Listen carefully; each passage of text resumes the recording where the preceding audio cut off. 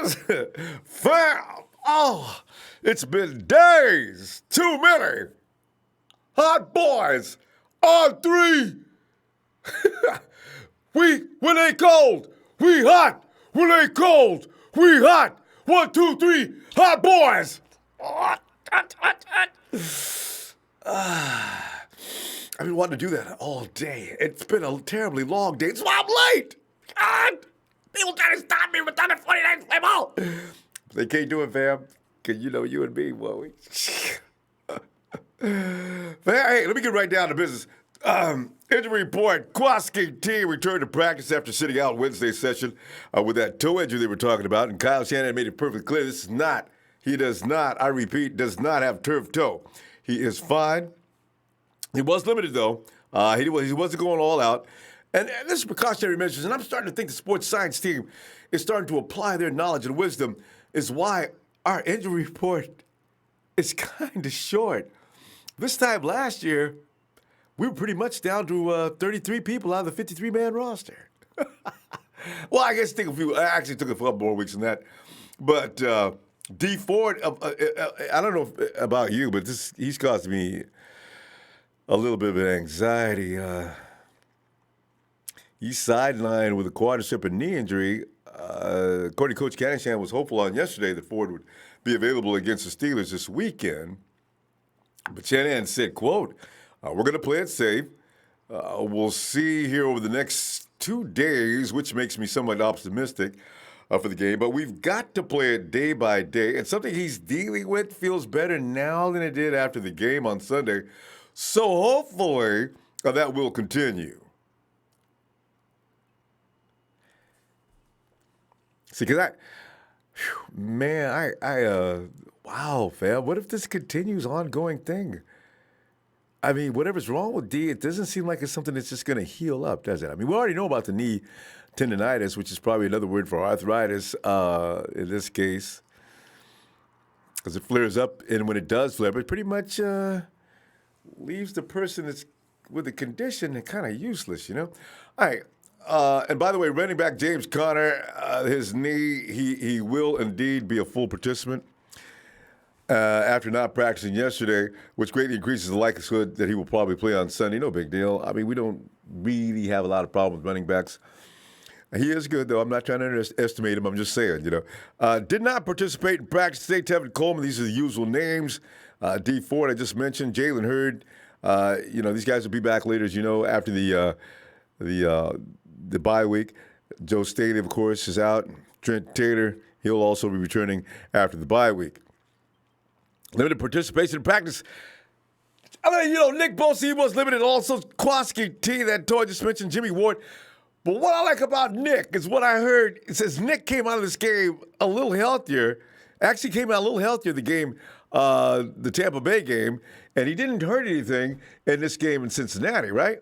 So they're saying now, if Nick, and he's going to come into this game really strong against the Steelers, if Nick can prevent any further tweak of that ankle, Nick could be 100% by the time we see Mr. Blake Baker Mayfield and his boys. Nick's got plenty of experience on Baker Mayfield. He could actually sign. In fact, if Nick has a notches pistol, Baker Mayfield is in a couple of them notches. Baker, we're coming to get you, boy.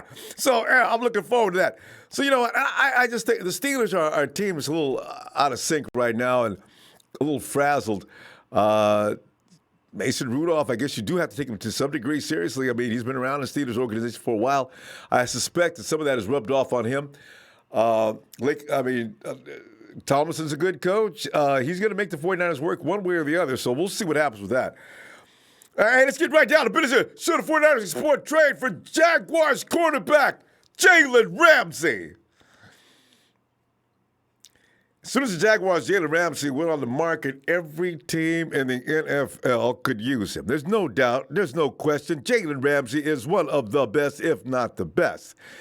He would indeed have an impact on any team he got on. However, what cost is now the issue for the 49ers and many teams across the NFL. All right, let's discuss and gather opinions on whether or not Jalen Ramsey is a player that those of us of the Niner Empire would pursue at all costs or stand pat. I can see us right now. Medieval, right? Sitting in a big rock dungeon. The big mugs in front of us. All those in favor of bringing Jalen. Aye. All those who oppose. Hey!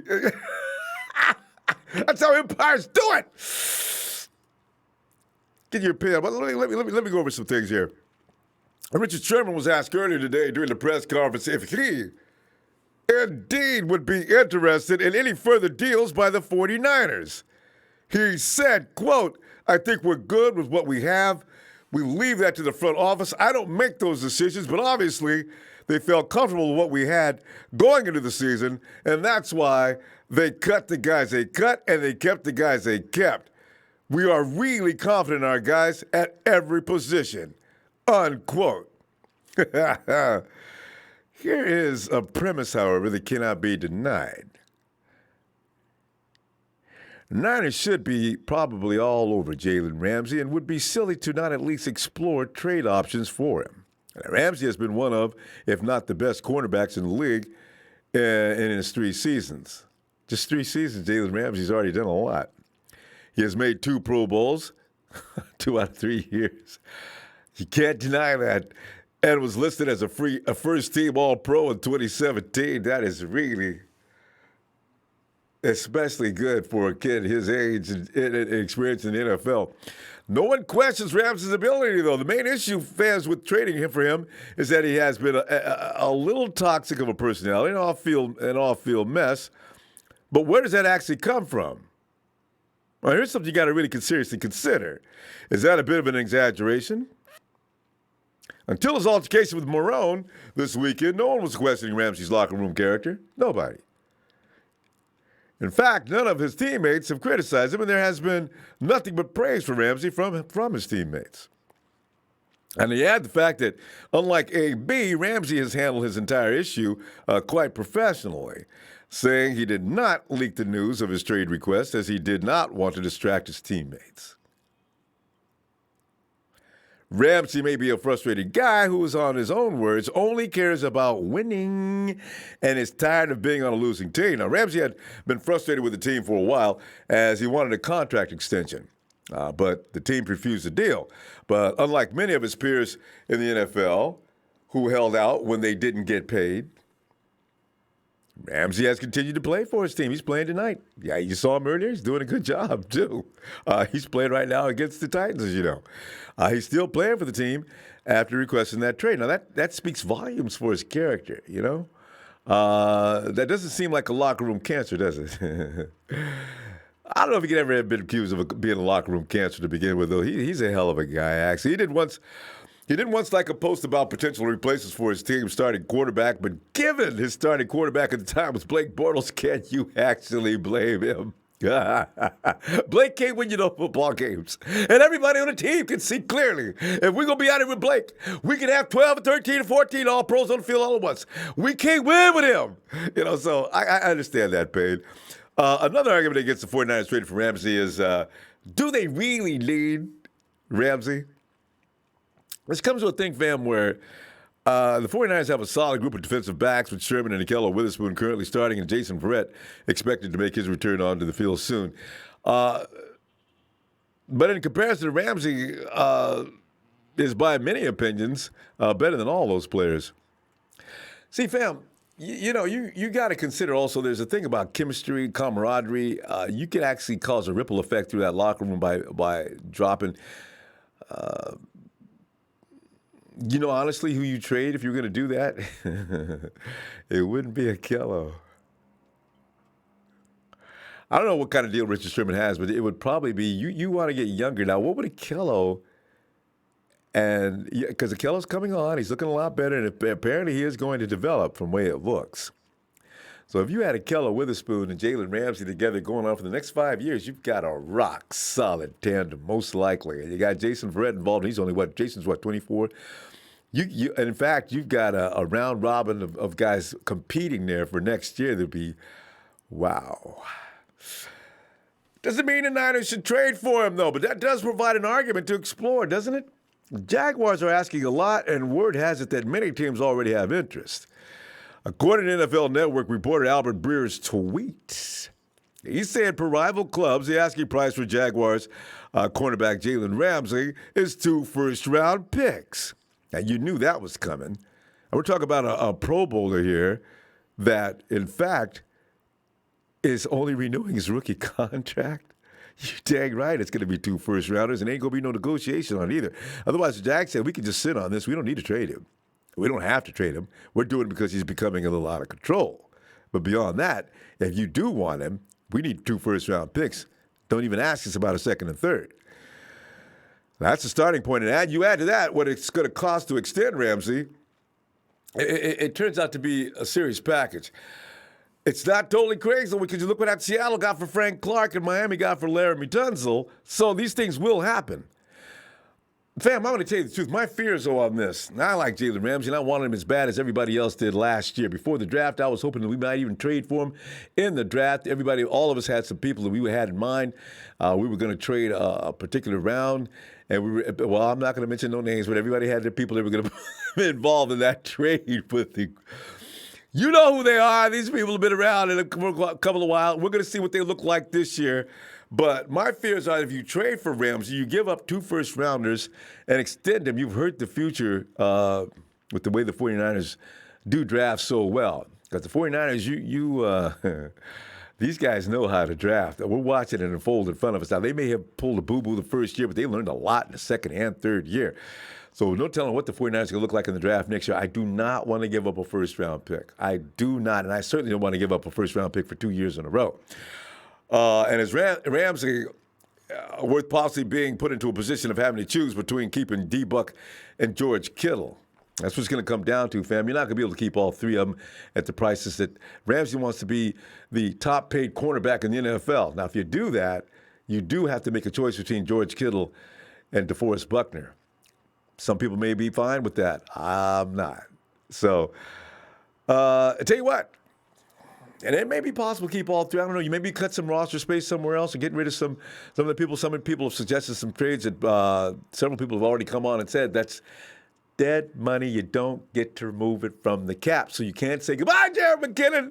Goodbye, so-and-so. Goodbye, so-and-so. You can't say goodbye to all these guys and expect it to have it's not, you still lose. So it does go against the cap. Anyway, let me go over here and say, hey, Mark Vick Jr., it's my mom's birthday. Give her a 49er shout out. She loves you.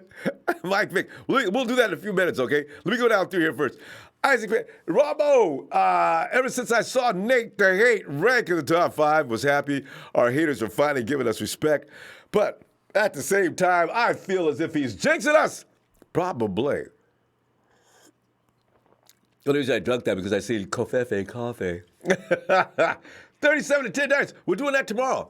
Tonight, I just want to jump on the Jalen situation because I'm saying, wow, everybody's talking about Jalen and Trent Williams. We're trading all kind of people and ain't worried about what would happen after we trade for them. We got to pay these people. Daddy O says, man, watching these vanilla blend of offenses with the Titans and Jags, I know, right? Boring. Makes me extremely happy that we got the best wizard in the game. I know, right? Jose Lavina. Jose Lavina. The Niners had an offer for him, a first-round pick and other later rounds, but Jaguars want 2 first-round picks. Niners said, no way. Is that right? You've heard about that. Wow. 49ers may know how to get an offensive lineman in other ways, too. And maybe they have that math all figured out. I guess when you got Parag Marathi, you can do anything. Because they're not worried about anybody other than getting him. But yeah, the Jags are going to sit in that 2 first round. They're serious. They don't have to budge off that. Leroy Phillips Jr. says, another one person confirms that. Offered a number 1 pick and some draft picks to the Jaguars for Ramsey. Told Niners to number 1 picks. Niners said no. And pulled out of the running. I don't see any team giving up 2 number 1s. Which means the 49ers might be in it because what you do is they're going to go and check out. They're going to get the weakest teams first. Whoever offers the same similar offer, they're going to look at the weakest team right now, and you go ahead, you make that deal with the Cardinals, and you make your deal with you can't say Buffalo anymore. Who are some of the worst teams? Tennessee. I think they're going downhill from here. They really look weak. Niner Rich, 38-24. Niners, Daddy-O, I'll say 37-17. All right, we're gonna take these down officially tomorrow. Mike Vick Jr., okay. Shane Codell, no, Ramsey. We have Sherman, Brett, Witherspoon. Ramsey is somewhat a diva, and we don't need that ego in our locker room. It ain't broke, don't fix it. That's what I've been saying. But 49ers apparently saying, according to these deals, Rude Boy Rise. I wish everyone get off the Ramsey train. Do y'all remember what Kyle and Jimmy did to them boys?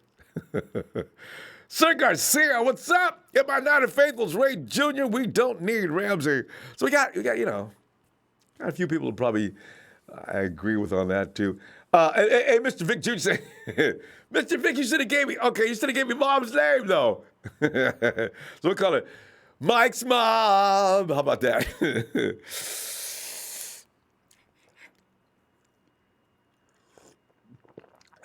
Hey, loosen up there. Happy Niners birthday to Mike's mom. Happy Niners birthday to Mike's mom. Happy Niners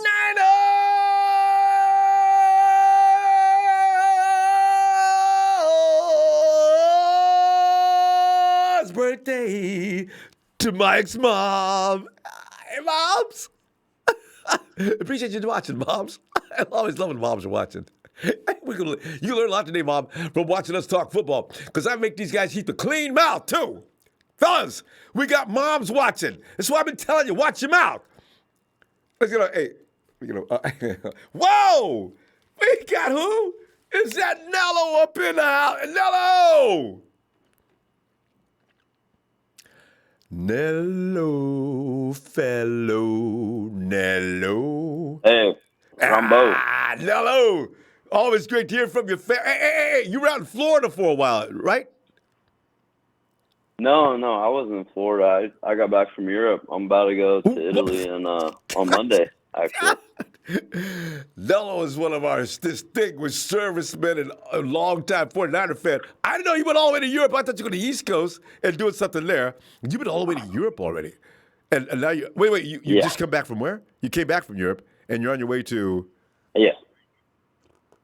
I'm on my way back. So I went to Europe in June. And then I'm going back to my homeland into Italy here in about a week or so. All right. Is that R&R? Is that by assignment? It's a deployment. All right. God, Nello, look at you. Yeah. Man. Nello, well, since you're here, you may as well talk some football. I mean, because I don't know if you're going to get much of it when you travel off, and you're probably busy. But Nello, we got all kind of things going on. I'm talking about this trade with Jalen Ramsey. Are you for it? Anything else you want to talk about? Can you catch us up on what you're thinking anyway? What are you thinking?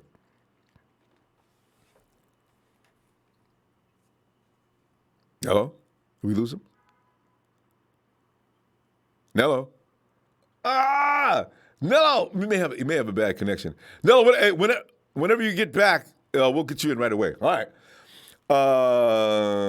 Slick68 says, Ramo, Toy Lolo gonna be busy with the left side blocking. I know everybody else. I want George Kittle over there too, because you know how George is, man.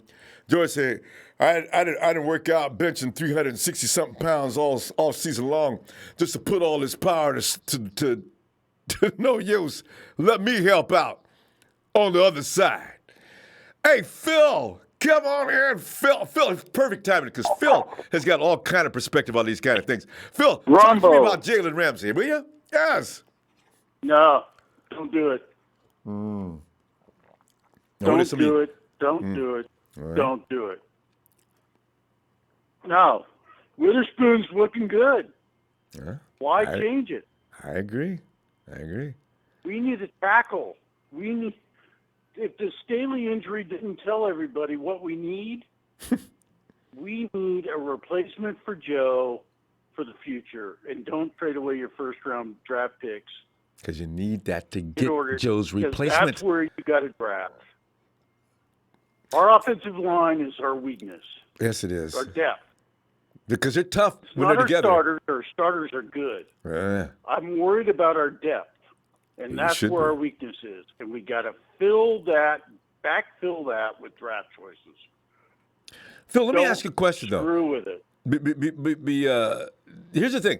Trent Williams, and I know the Snyder family, Well, or first should of I all, say, Snyder's not going to trade with us. All right, let's get that idea out you know, right I don't know. now. I just thought I'd ask her. I thought I'd run that by you, but I know darn well that Rob. I mean, What's everybody his first knows name? that. Oh, he hates Kyle and his father. So Daniel Snyder. Daniel, that's him. Gosh, that's okay. You know, he's He's not turned going that. to trade with us. Even if it would help him, you know? I mean, he's Yes, already turned that it team would. into a dumpster fire. So, you know, I love it. Exactly. Well, just die, He's Daniel. That die. way. So, Yeah. you know, we're going to go back there and we're going to beat them. That's fine.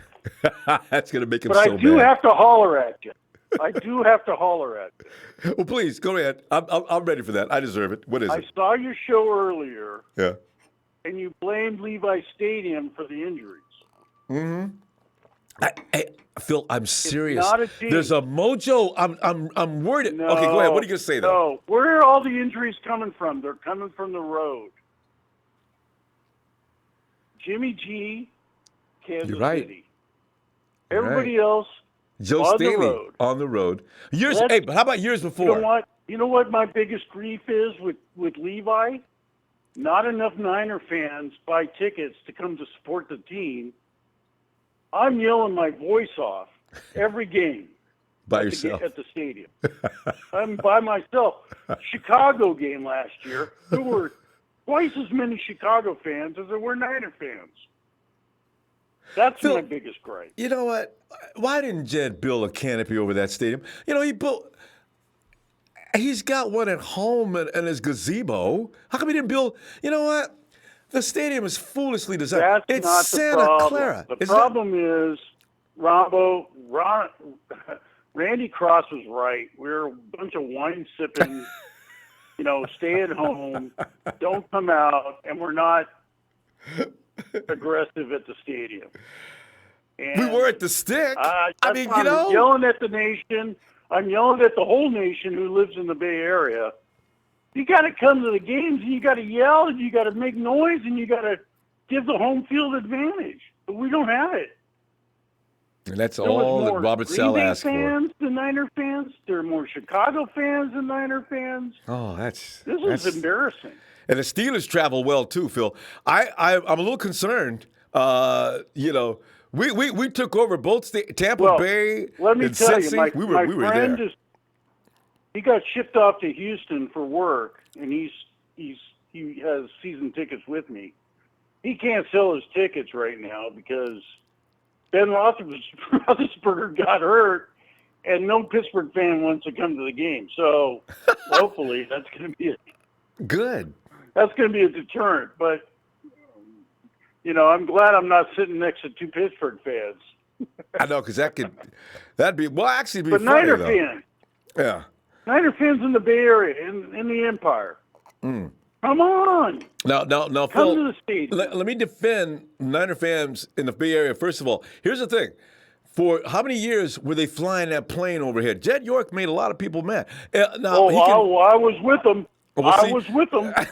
Right. I paid big money for PSLs.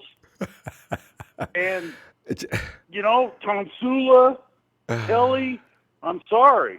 I was upset when they fired Harbaugh. See, and But, it's rippling for a couple of years, but I believe that's gonna change this year. We have though. a team now. That's true. We have a team now. We have talent. We've got more talent than we ever had. Yeah, maybe. I was afraid to say that. I'm but- fired up about this team. Yeah. I think we can go literally 13-3. Yeah.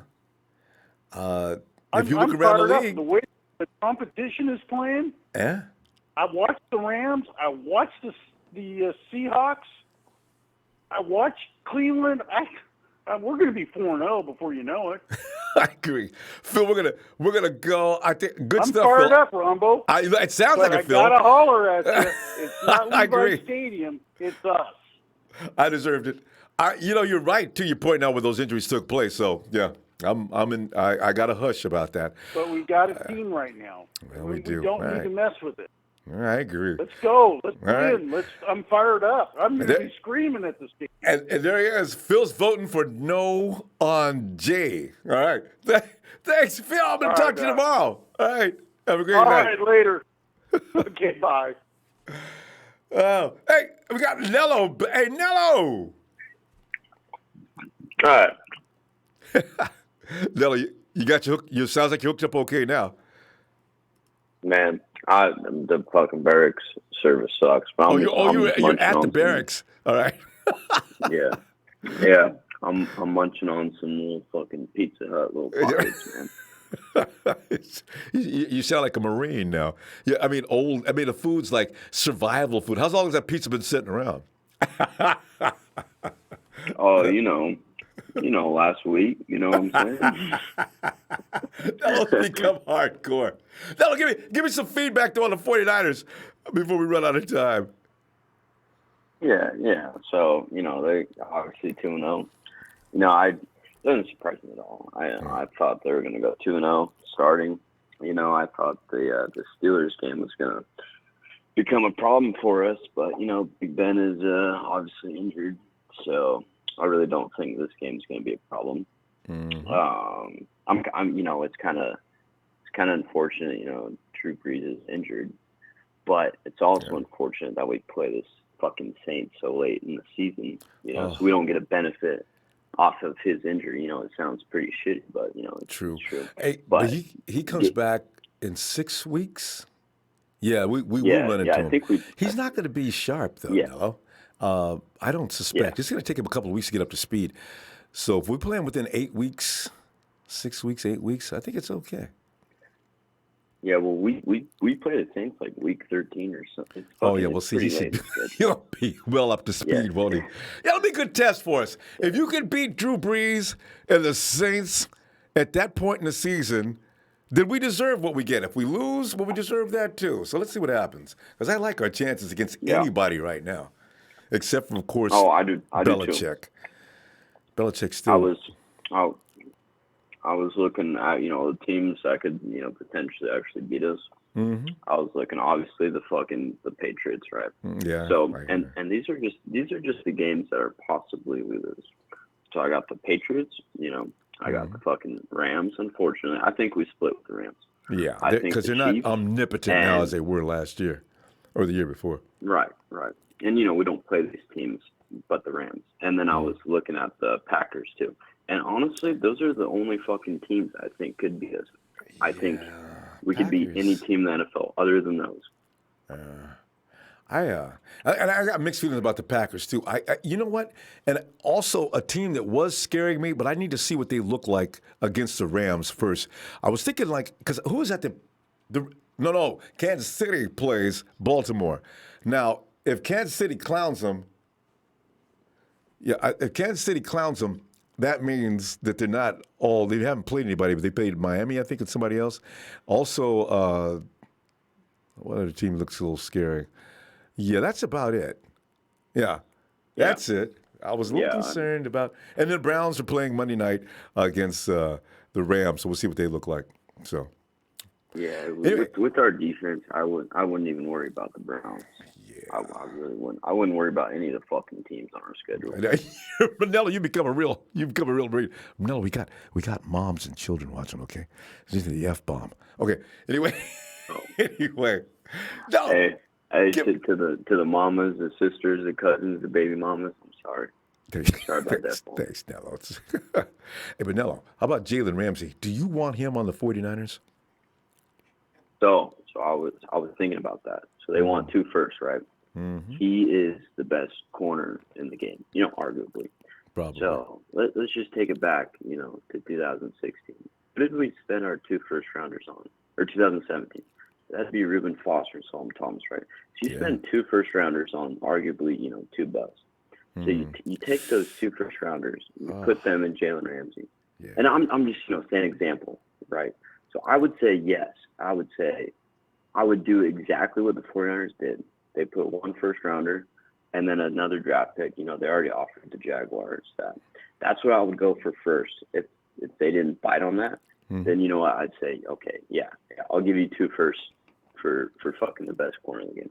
I would do that. And then I would, it kind of sucks too because you got to pay him, and we got to pay Tebow and fucking Kittle. Yeah, That's the bummer. I don't have any problems with the fucking draft picks. It's the salary is what I'm having a problem with. And we don't need Jalen Ramsey right now. Would he make our team better? Yeah, of course. But Spoon and Sherm, they're playing fucking good right now. Yeah. So if it ain't fixed, if it ain't broke, don't fix it. Yeah. Yeah. Now Minka Fitzpatrick, if the Steelers didn't already fucking get him, I would want him because you still got that rookie contract. Yeah. So, all right, hey, Nello, we got to roll. Hey, Nello, if you're hanging around for a few days, we'll be back tomorrow. All right. Hey, yes, sir. I think I'm going out tomorrow night, but yeah, I'll freaking watch the show later on. Though. That's usually what goes on because I'm busy all the time. I usually watch the show you should later, be because you're only back here for a while, right? Yeah. All right. Now, great to hear from you. All right. And if you do get a chance, we're looking for you. Yeah. Thanks, fam. All right, man. Have a good one. Night. You too. Night, Nello. All right. Let's go check out Dion. Ronbo, what's going on? D controversy, man. And you know what? If Jalen Ramsey, I can't wait to see if he signs. But I got to tell you, D, I got a feeling this is all just a big joke. I got a feeling they're going to say, Jalen, we can't get a deal for you. Sorry, you got to continue to be a Jaguar. Please bear with us until the end of the season. And we've already told Coach Marone he's going to be a nicer guy in the future. And we're going to negotiate contract at the end of the season. Come on, man. Be a Jag. So, but are you satisfied with the effort the 49ers made to get Jalen? I don't really want us to get Jalen Ramsey for what? We don't need him. We have Akello Witherspoon, Richard Sherman, and Jason Verrett. Verrett hasn't even played. I know, right? Kwan been manning the nickel, and you know what I'm saying? Like, we trying to get Ward healthy. I mean, like, this, the whole point is you get Jalen Ramsey if you really need him. Exactly. We don't. 2 years ago, so we have no business. Mm-hmm. Yeah, a couple years ago it would have been a very smart trade, but we already gave up a second rounder for D Ford, and now we're gonna give up a first round for Jalen Ramsey. And we got no picks until the 3rd round. Oh no! And then you got to give up first round next year too. No. Yeah, you got to pay them. No, we have to pay DeForest Buckner. We got to pay George Kittle. Like, we have other priorities ahead of ourselves. Matty B, it's time to pay him next year. Yeah, these are people that we want to get taken care of. So why don't we focus on those guys, and then we can worry about that. As far as Justin School, I like him. I'd rather him start at left tackle. I don't want to go out and waste money on Trent Williams, because if we get Trent Williams, then that cancels out Joe Staley altogether. Actually, yeah. You're going to say, well, why would you put Staley back in when Williams is the better tackle? That's just backwards. And I would have to agree. Williams is a little bit better, but Staley is the stalwart, and he's been on our line forever, so I have no reason to get rid of him. Justin School will do the job, will get it done. The only thing we have to be questioned about is his pass protection. Now, I've already done my synopsis on how this is going to work, because we got T.J. Watt coming off the edge. They got Stephon Tuitt up front. They got Terrell Edmonds. They got a couple of cats, on their front seven is is all right. It's not great, but it's all right. Yeah. And they could try to get to Jimmy G, but the thing is, I feel like School will be able to do the job, and at the same time, we'll put tight ends over there to help him out if we need to. Like, Shanahan has this all figured out, so we don't need to go get another lineman for any reason. If we wanted to sign a dude just to have a backup, that's cool.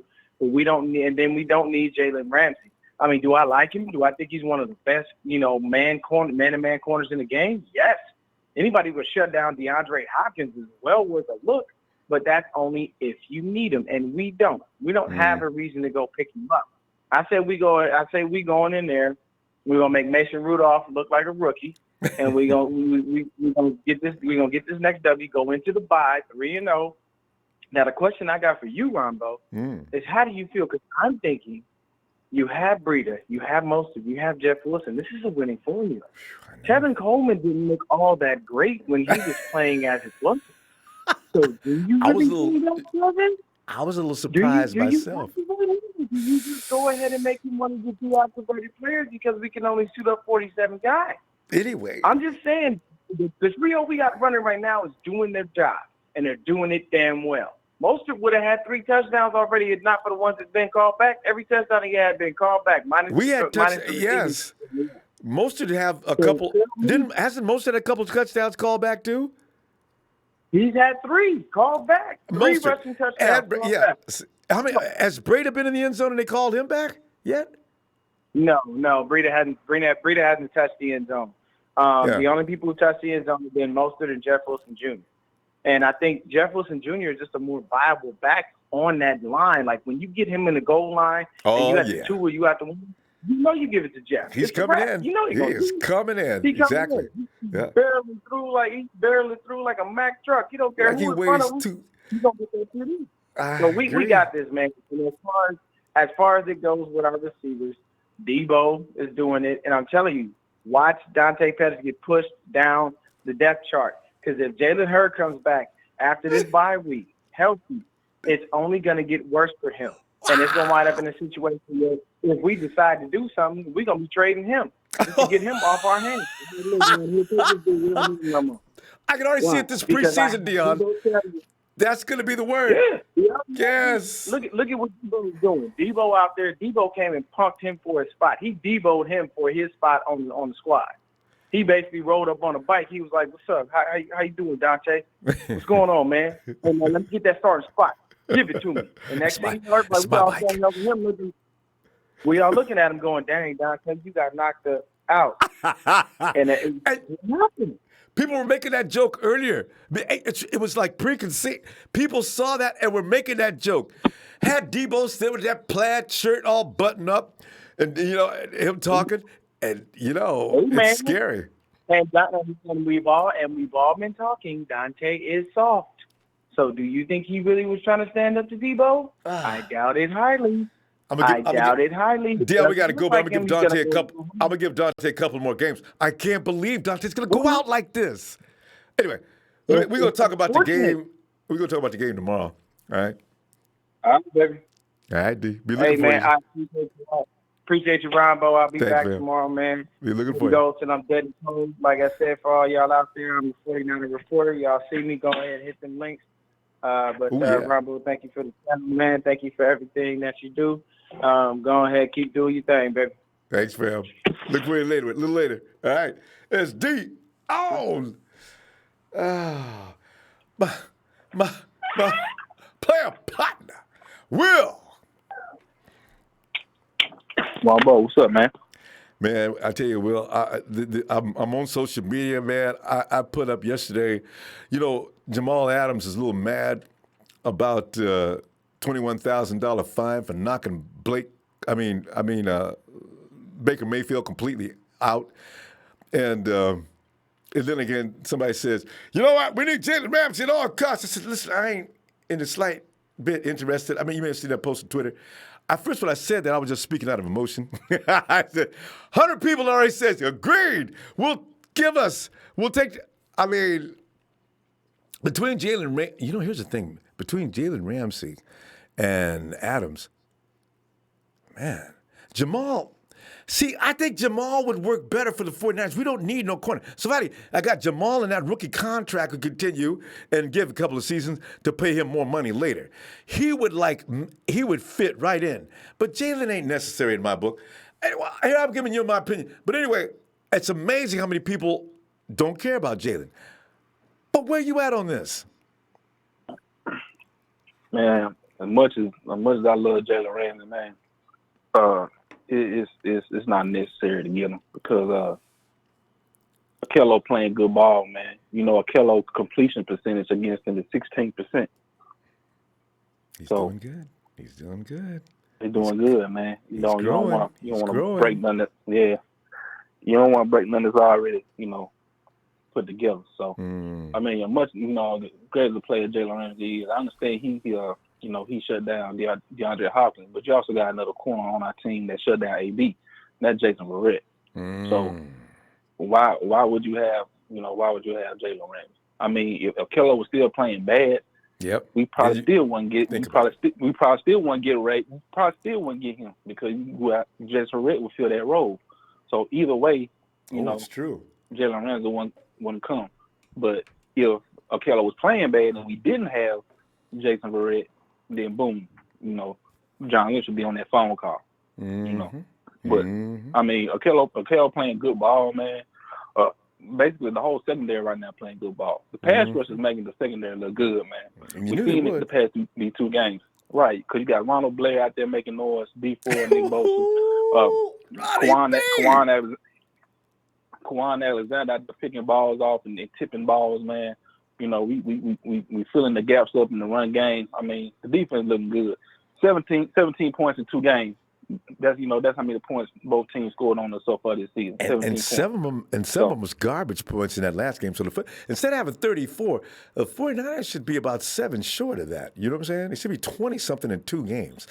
Ooh, well, that's a real defense because they gave up that 7. Come on, John Ross, no, they just, come on, man. Ain't no point working this hard. It's hot out here. Let me have it. Ain't no big deal. Game over. Yeah. So, that was the second team too. That was the second team defense. They took all the starters out because right. So that's how John Ross got that. But yeah, man. So man. We as much as we would it'll be great if we if he was on our team. But defense playing good, man, playing lights out.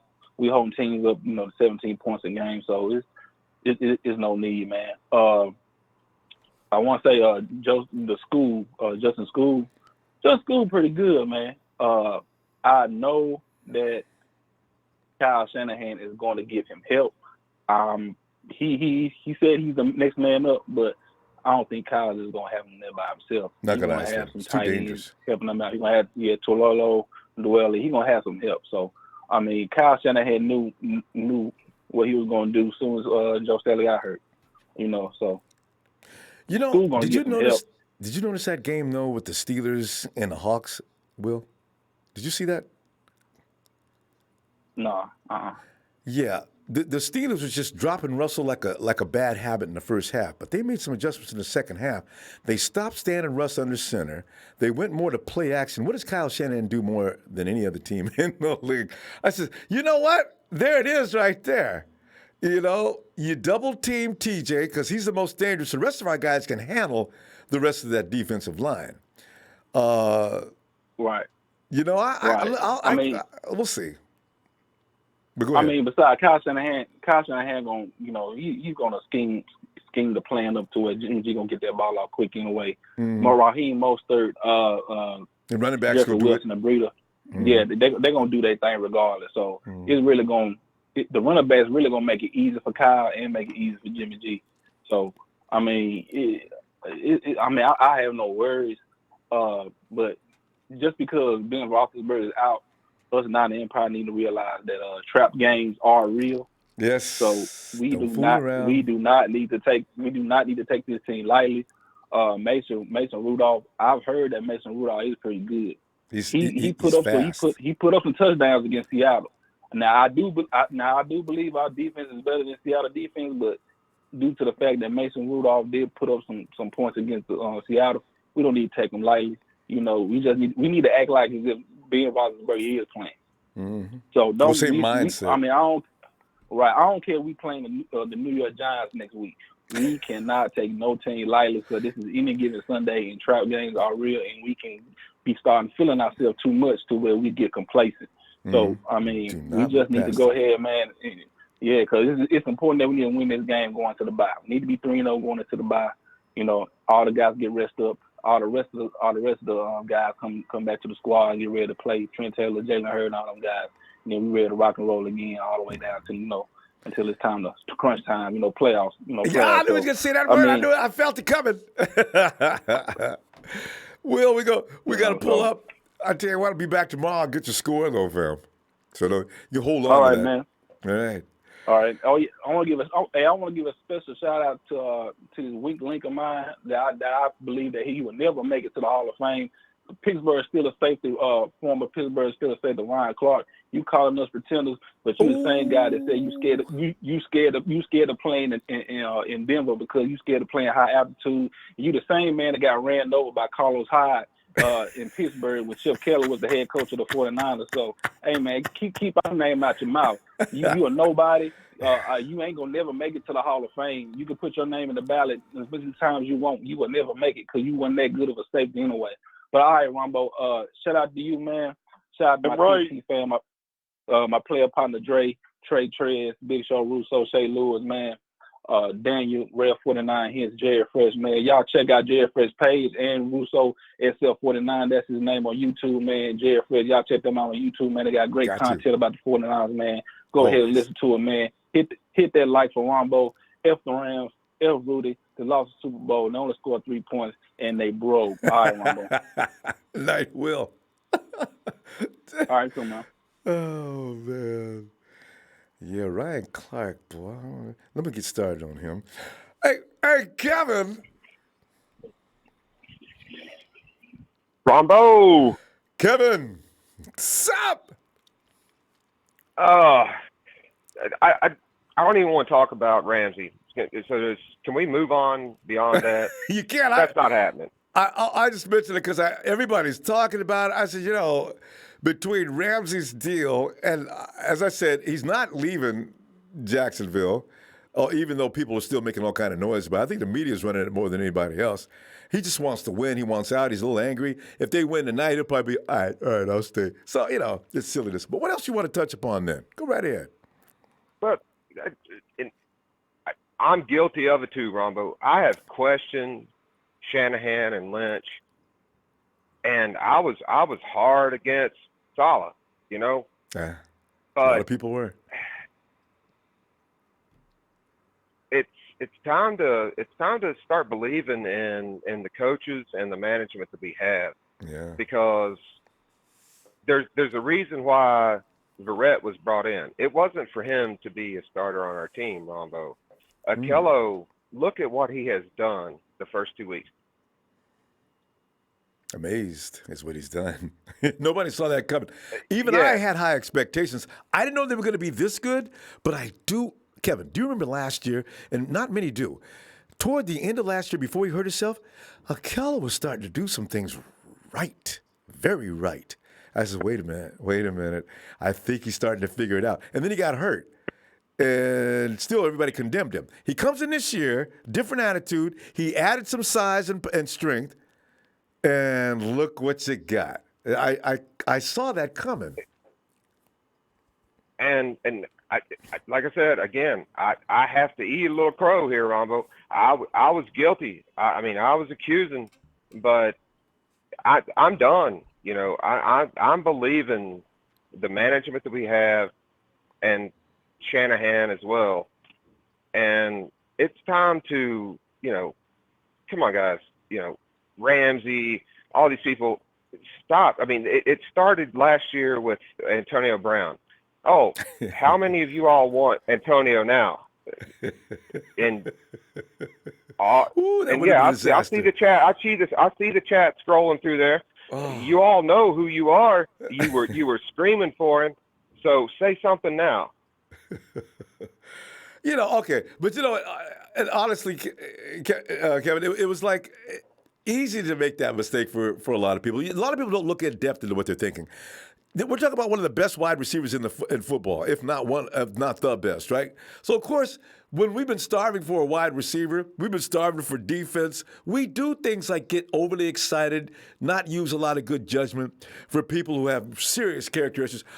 Did you know that AB was this insane? AB is out of his mind. He does things I can't even believe. Some of those things they said about him, throwing furniture out over the balcony. Hey, Ronbo, let's not do that. Let's not do that, bro. I'm just saying, I'm just saying. Let's not from do what that, I'm bro. seeing, I'm just saying, no. Let's not do that. We don't know if none of this shit is true, bro. Let's be logical. Let's be human beings, bro. Let's not do that, bro. All right. But hold on, Dre. But anyway, as I'm saying, some of the things. Hey, Dre, let me just give me a second. Hey, Go Dre, ahead. I'm not talking about what's happening in the current accusations about Antonio, man. Okay, look, I'm talking about what he did with the Raiders. Okay, what he did with the Raiders. Do you want that on our team? That the theatrics, that has nothing to do with anything that's going on. I'm not accusing anything about him. All right? So let's slow that down and just make sure that you understand it was the theatrics. We don't need that on our team. And it comes down to a thing of character. Now, if you have a person that's pretty much self-centered, I don't think actually Jalen Ramsey is. I think Jalen's just tired of losing. And to that degree, he's bucking to get out. They're doing it in Miami. And Kevin, it's going to become a trend around the league now. If your team doesn't have any aspirations to win and you feel that, then you're probably going to say, I got to get out of here. And you tell your agent, can you get me out of here? So I guess that's going to be the new trend in the NFL. So, I mean, he's never had any episodes that we even compare to what we've heard. As Dre said, we haven't confirmed what we've heard about AB. And that thing that he pulled in Oakland, that's pretty clear. He, in fact, went on. Right, yeah. What happened in Oakland is confirmed. I mean, what he did in Oakland is confirmed. And if he did it for him, that's fine. Yeah. But moving forward, Ronbo, I mean, off that subject. Real quick, because we got to wrap it up. Yeah. What we've got going on right now, I'm very excited about. I mean, I have questioned our management, our coach, but like I said, Akello is a prime example. Look at Moore moving to safety. Yeah. Now, I mean, we're approaching a point where we've got plenty of depth. We've got, it really just. Yeah, you're going to come down to your bottom line. All I can do, really. You don't want to rock the boat. All I can do is just shut my mouth, because I've been wrong. And I'm sitting here saying it. I've been wrong. Yeah. Well, don't feel bad. We're hungry. We're a hungry bunch. We've been losing for a long time. We just want something to come in and be a fix. And the 49ers have been building brick by brick. They told us that's what they were going to do. And we got a little impatient, some of us. And, we reached out for things that maybe we should have been reaching out for. So you can actually trust these guys. They seem to know what they're doing. So it's cool. Yeah. All right, Kevin. I've really been enjoying it. And let's see. I do worry about this next game. This next game with T.J. Watt. We'll see. We've got as I say, I saw as the Hawks played them, they didn't look as effective in the second half. So there's adjustments. There's things you can do to stop TJ. All right, fam, we really got to go. But I tell you, we'll look for you tomorrow and get your score, okay, Kevin? All right, Ronbo. All right, fam. Have a good night. Take care now. You too. Bye-bye. Appreciate you. All right, come on in, Dre.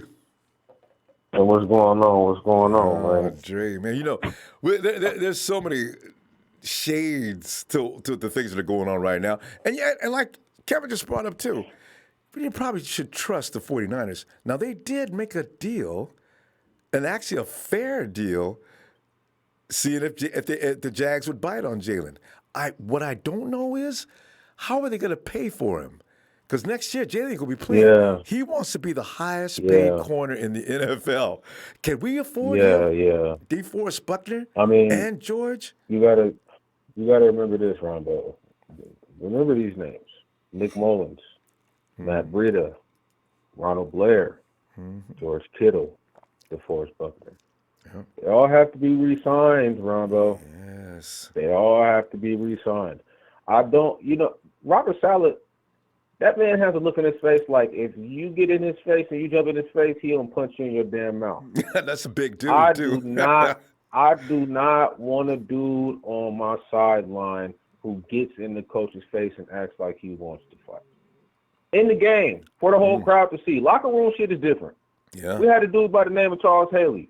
Charles Haley, after losing to the Cowboys in the playoffs, this dude ripped off a motherfucking he ripped off a door off of the locker and crashed the locker room, punched holes in the walls, and then punched his hand through the glass. Okay? Emotionally. And then he got traded. Yeah. Emotionally But unstrung. it was in the locker room. It was in the locker room. This is things you can keep, behind doors. It's a family affair. I don't want that on our sideline where people can see, man. That's just no. Especially, no. And they got to hold you back. That looks really bad. Don't it? No, that very bad. And there's a certain thing, you said it, Ronbo, continuity. Yeah. That takes a long time. That takes a very, very long time to get a team to have. That takes about, that takes about 2 or 3 years of playing together. Yeah. Man, this defense is rocking and rolling. All the pieces just look like they fit. It feels right. You know what I'm saying? I don't want to bring, a Jalen Ramsey over here. Like we said, we just got Verrett, and we ain't even seen him in action. And I'm telling you, this guy has a lot left in his tank. So in a kilo, do you know that a kilo has the lowest percentage of completion right now in the league? See that? 15%. See? Even Jalen Ramsey got a higher percentage than him. Jalen Ramsey just gave up 158 yards last week. See? And the He thing got is, hurt a couple times. And they're throwing at Akello every chance they get. They don't want to bother with Sherman any more than necessary. No, so man, that tells you something right there. Yeah. Yeah, man. No. Let's just keep it real. Let's just keep what we have together, man. I've been saying it the whole time, man. When you have a core group of guys that have been together, you know what I'm saying, that have went through the bad seasons together, and now they get on the other side of the track where things are starting to come together, they're going to play even harder. Do you know that we had two players? Do you know that we had two players in we had two players that was in the 90 percentile in PFF rating in week 2, which were Quan Alexander and Ronald Blair. And then do you know that we had 3 that were in the high 80 percentile? Do you know that our pass defense is ranked 3rd in the league? Do you know that Tampa Bay was ranked 1st when it came to passing offense last year? Yeah, and coming into that game. And the Bengals, Andy Dalton just threw 458 yards against the Hawks. And minus that big touchdown, he wouldn't have had even close to 300 yards, Ronbo. And he threw the ball. And didn't he put up about 40 times? Man, come on, man. We're not going to give up 2 first rounders for Jalen, man. We got to re-up on the offensive line. We need the best. One of the best interior offensive lines in the draft next year. Let me ask you, did you see that thing about 2 people here have said that the 49ers offered a first-round pick? Can you confirm that too? Yeah, that's what's being said. They said that they offered a first-round pick and a draft pick. Because Matt Mayoko Mayoko said third-round draft. They offered the 1st and the 3rd. Okay, Mayoko said the 49ers were not involved in trade talk. Now, see, that's why I'm confused by seeing this. And I combed through the dailies. I miss Elwin. I'm a little bothered, Dre, that they even made that offer. Don't be giving them no first-round pick. We need that for an offensive lineman next year. See that? Man, don't, look, you can't believe the hype. I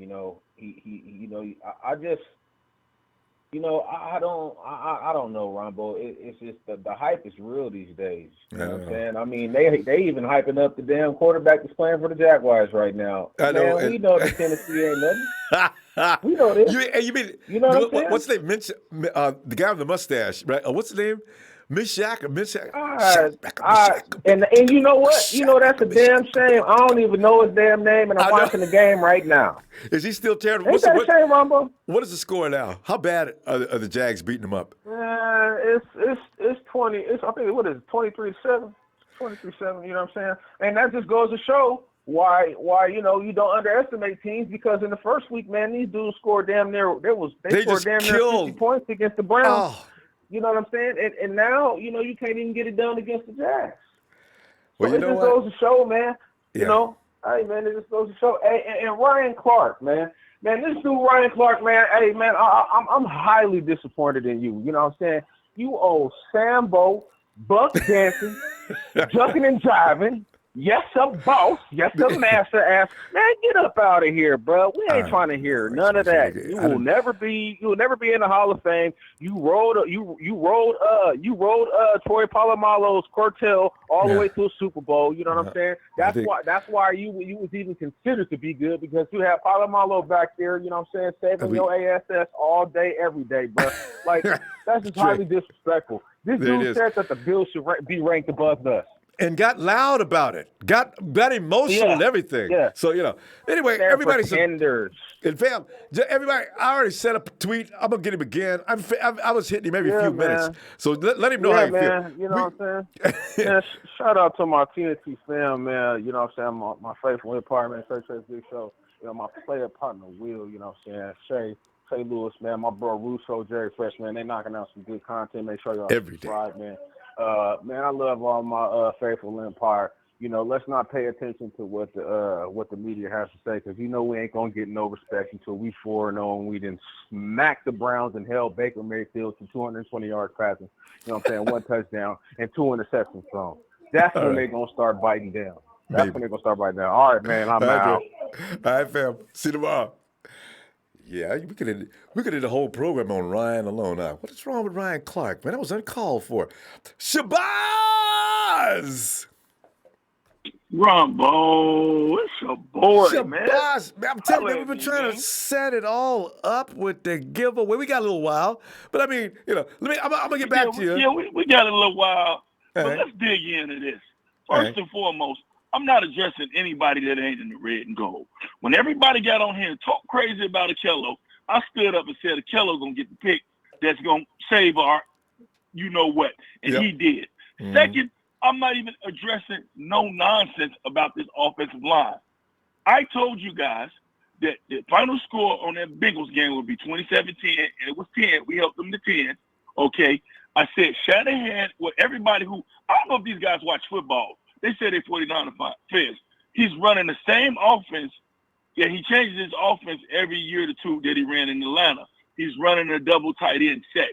Jimmy G has not been sacked. He won't be sacked because we're running the ball down everybody's throat. Okay? Now, if Tomlin, who's a defensive guru, allegedly, is crazy enough to bring everybody up in that box, then Kittle and Goodwin and D-Boy tie the head off that crowded box. We're okay. Calm down, people.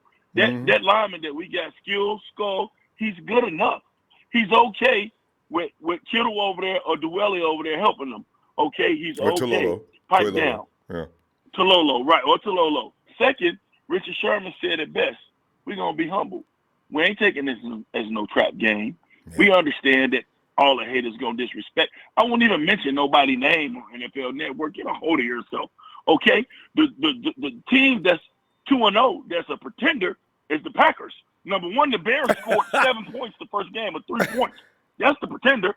Okay? Aaron Rodgers is barking at his head coach. He don't even like him. So when they fizzle out, remember you heard it from your boy Shabazz first. There you go. Second, and Shabazz, can I point out one more pretender too? And I know some people going to say, but listen, Baltimore cannot be taken seriously. Everybody beats the Dolphins to death. What's that second game they won against? Right. Anyway, I want to see. Was that the Cardinals? Yeah, I think it was, wasn't it? But no, the Cardinals played the Lions. I don't know who it was, but the point that I'm getting at here is that run, we had 240 plus rushing yards. I told you one more other thing, Ronbo. I said Ronbo, but I called the wrong running back. I said Breeder will score on the screen, but it was Mostert that scored on the screen. Remember? He's amazing. Mostert. Yeah, I said, man, we took Cincinnati over. I went in there. Okay, I wasn't scheduled to go in there. I went in there. I'll be at the game this Sunday. And as far as my buddy earlier talking about them tickets, that Bears game, look here, I'm a faithful. I've been at all those games. We'll be at all those games. We'll be at the game this Sunday. It's cool. You want to ride. Look, it's best to stay subtle, to stay under the radar. We don't care. NFL Network ain't never like this. The NFL ain't never like this. Okay? They're right. We love to be disrespected. Richard's healthy. My boy Akello, who I never gave up faith in, is healthy. And this boy, whoever this boy is, the Pittsburgh is going to start. This week, I'm going out on a limb. my free safety Moore, he's gonna pick him off when he in a single. You got Moore picking him off? Our second year, Moore's gonna pick him off this week. I called it. Just know I called it, faithful. When Moore pick him off, y'all just hit Shabazz. What, you a psychic? No, because Tomlin's gonna try it with Juju the fake Schuster. Now you ain't got AB over there, and he gonna run the post, and he's gonna think he's past Richard, and you'll see Moore pick him right off. This week is Moore's getting his pick, not JT, but Moore. Moore will get his pick this week. And that's all I got to say. I don't even want to take up no time. I'm not worried about the Pittsburgh. Shabazz has spoken. Without no, come on, without no AB, without no Le'Veon Bell. You think, hey, Tomlin out of there this year. Come on, man. They really are in denial. Lay down. I agree. Come on, man. See, because even before Roethlisberger went down, I says, I don't know, man. Is Pittsburgh going to be all that? That's a lot of bleeding they did there. That's a lot of assets they lost. And they still going to be the Pittsburgh Steelers? Got the same feeling about the Rams. Try. Yeah. They're going to try. And that's what the LA, and call them what they are. They the Lambs. They the sacrifice. Yeah. They know that. Donald talking about he's not doing all that he was doing last year because he had Dominican helping him. Now he's getting those doubles, and now reality's setting in. Taking him out. The one matchup I can't wait for with the Rams, I can't wait for Richard Sherman locking up that fraud, Coop, whatever you want to call him. I cannot wait for that, Ronbo.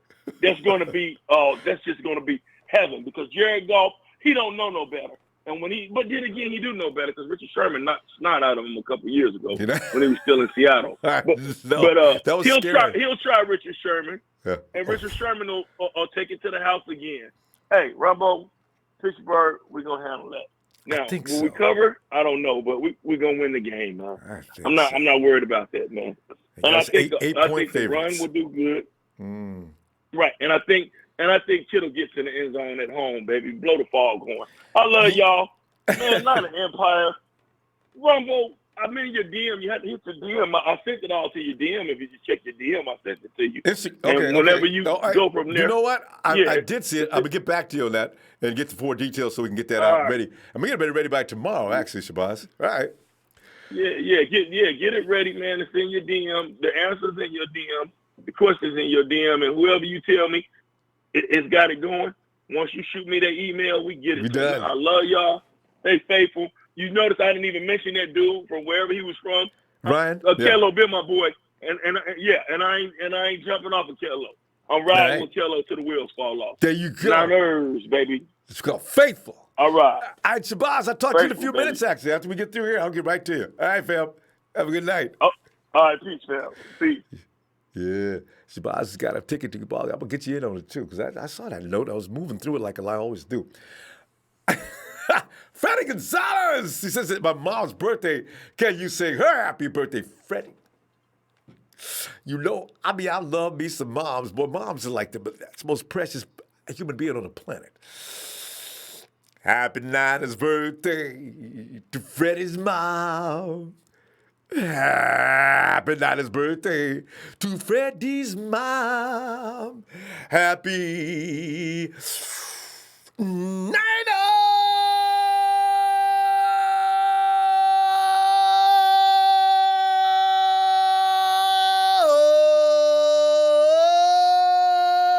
birthday to Freddie's mom. Moms! We're going to win this weekend, too, Moms. It's going to be 3-0. You know. I said, hoo la la. Hey, Justin. What up, Ronbo? Justin, this message just in. Hey, Justin. Justin. How you been? Oh, fam, you know, as long as we're rolling, I'm just, man, it's a crazy feeling, Justin. We started off last year in the pit of misery, and we didn't get out until what? What week did we finally win? Never. No, we got out of the pit of misery. We were 4-12. We were in the misery the whole time. If we aren't above 500, it's misery. We got out of the pit for a minute, but just like the commercial, we got one beer, one bud, and came back to the pit of misery, and put your hands back up in the clamp, and laid there and suffered. You know, we got because you beat the Detroit Yeah, we beat the Lions. Yeah. And then we got And then beat we up lost for weeks. to Jimmy got hurt the next week. Oh man, we have suffered. Well, we lost. Jimmy was 1-1 in the regular season when we came in. I think we lost week 1, beat the Lions, or is the other way around? No, we lost to Minnesota week 1, and we should have won that game. We left 21 points on the table, and then we beat the Lions the next week, and the defense was suspect. Not Breida being Barry Sanders like he is. I know, right? Number 1 running back. So he's gonna. Honestly, I think my big prediction of this year is not Breida's going to be a top 10 running back if he can stay healthy. If he stays on the field, I agree. If he stays on the field, we got to find a way to pay him too. That's the only thing I'm scared about. If he goes out and balls, that's another person we have to pay. That's why I don't want Jalen Ramsey. We have too many people to pay. They've been a part of the program since the beginning, and they've evolved. They're valuable. You don't let them go just for Jalen Ramsey. I agree. Ronald Blair this year. Ooh. I'm pretty sure after this year, we're going to have to sign Ronald Blair. We're just going to let him go walk. No. Some people are going to be signing him and trying to give him a big contract. He's going to lay down 8 sacks, 6 sacks this year. Guaranteed. Maybe he might even be one of the ones in double digits. I wouldn't be surprised. Listen, Justin, here's the thing. People have been giving me grief for ever since Eric Armstead's been in the league, right? Here's the thing. Eric Armstead's 2 games, 2 sacks. I knew once you put him on the front line with some bona fide players, watch. Here he comes. We got about 5 guys this year. They're going to have 6 to 10 sacks. Justin, Definitely. You got a lot of sound coming in the background. Can you lower that? Yeah, my bad. That's what's it called. That's my sister's TV. I'll close my door. But anyway, Justin, that's what I'm talking about. You got a bunch of people now that are going to eat. So it's going to be They're just going to keep on going. Ooh. Contavious Street too. Doesn't he come back in the middle of the year too? I think so. He's not on the. He's not on the year-end IR. Or is he? Yeah, I think he's just on regular IR. If I'm correct. I'm not completely definite on that. I forgot. I'm not too into Contavious Street. But still, but no, that's Eric a good Armstead, football player. You know what I'm saying? He's the type of, he's a real good football player. He's going to come in, and that's the type of rotation. And if he can be coming for that playoff run, rotation, fresh legs coming in on the game, our players, like you watch our defense, they don't have the hands on the hip the whole game. Like the defense, like how Cincinnati was, how they had it. Out there breathing hard. And fat. And they have stamina. A lot of fat dudes on that. You notice our guys are, we don't have no fat people. Speed. All our guys are streamlined, powerful. Yeah! I think the slowest person on our team is probably DJ Jones. Well, DJ but DJ's a nose tackle. He can carry that weight. It's okay. And he still moves good, Justin. He still moves fast, though. Yes. He can slam dunk. That's why it's not bad that DJ Jones is slow. He's fast. He's also the slowest on our team by reference. Sheldon Day, that's another big dude. But these guys can move. So, yeah. We got athletes. But no, Eric Armstead's the type of, the defensive player that you have to plug in with different players. You know what I'm saying? He's not the type of player that's going to go out there and just go out there and ball. Yeah. And he started flickering a little bit last year. You know what I'm saying? You seen him a little bit with DeForest Buckner, but it's just you can see the difference what edge rushers do on the line. And not just that, one of the main things is Chris Kasirik. You know what I'm saying? Yeah, Kasirik, Ain't he a great coach? Yes. And with the other coach, I think his name is Jim Woods, the DB coach. Mm-hmm. He's been doing a phenomenal job, you know what I'm saying? Amen. And another reason Jalen Ramsey, I don't want him, is Akello Witherspoon, you know what I'm saying? Like, okay, you get him, there's Richard and Akello. You're going to put Akello on the bench from doing this and try to move him to nickel? No way in hell. And then Richard Sherman, you know what I'm saying, he's a veteran. He's the one, he's the vet on that defense. He's one of the ones that keeps, he's let me think of the post. He's like a stable, you know what I'm saying? What would you call it? A pillar. There you go. Oh, yeah. A pillar there. He's it's like how you would be like, all right, DeForest Buckner, he's a pillar. Quan Alexander, he's a pillar. And then Richard Sherman, he's a pillar. And then Fred Warner, he's going to shape up to become a pillar. Yeah. Same with Nick Bosa. I see Nick Bosa is being the old cowboy, Justin Smith, you know what I'm saying, coming back. I tell you. The reincarnation. Because it's a little bit faster, agile, more athletic. Ooh, Nick just right there. I see it. And I did see that ankle hurt, but I have one question for you. What's it called? One of my questions I have on my notes. Go ahead. Do you think Deebo Samuel? What's it called? Do you think Deebo Samuel has won the number one job yet, or do you still have some more people to beat out? No, you're right. You know what? You think he wanted? We could see right now, Deebo ain't. He's not gonna. He will be the 49ers' mainstay. Our number one. Yeah. I need to see a little more Jalen Hurd, though. Let me see what Hurd looks like. Because Hurd looks like another one that's just a bad man. So I see Jalen Hurd as kind of like the sidekick to Deebo Samuel. And then what's it called? Trent Taylor, he's that little security blanket, you know what I'm saying? That Wells Walker, the Julian Edelman, you know what I'm saying? Type yeah, no, he's that guy that comes out slot. We got to go, but listen, let me ask you one question real quick. What are you going to do with Dante? Dante, honestly, I think he was going to be cut by next season. Oh, the cut word. Or trade. You can't do it. Or trade. Yeah. Or trade. You know Maybe not. Might be able to get a trade. Honestly, I like Dante. And I like him, you know what I'm saying? He's just like how Keller Witherspoon used to be, you know what I'm saying? And maybe we give him time and he might be able to grow. We see the physical ability in him. Maybe it's mental, but Dante Pettis, he's just not going out there and he's just not trying to eat it. And this team isn't how it was when Keller Witherspoon came on. And Keller Witherspoon came on like 3 years ago. There's a good and it was a losing franchise. We really got to stop though, Justin. Let's conclude this tomorrow. No, let's see. We'll get the scores going. I'll call tomorrow and I'll give you my score. You know all right, fam. Sneak hit. It's 34-17. Bye, baseball. I'll talk to you guys tomorrow. All right. Night, Justin. All right. Have a good night, Ronbo. You too. All right. Hey, James. Go ahead. Come on in here, James. Hey, what's up, Ronbo? How you doing, man? James, you know, the whole social setting just shifted as soon as Jalen Ramsey said, I want to be traded right now. And the Jags said, well, we did. We will trade you. We will trade you now. Because, you know, everybody's all mad the other day. And Jalen's being held back on the sidelines. Coaches being held back. They're having to restrain people playing on the same team. And so I said, you know, don't start. And as soon as I looked at the social media, we need to get Jalen Ramsey right now. Oh, come on, Niner fans. No, don't do this. No. For so many reasons.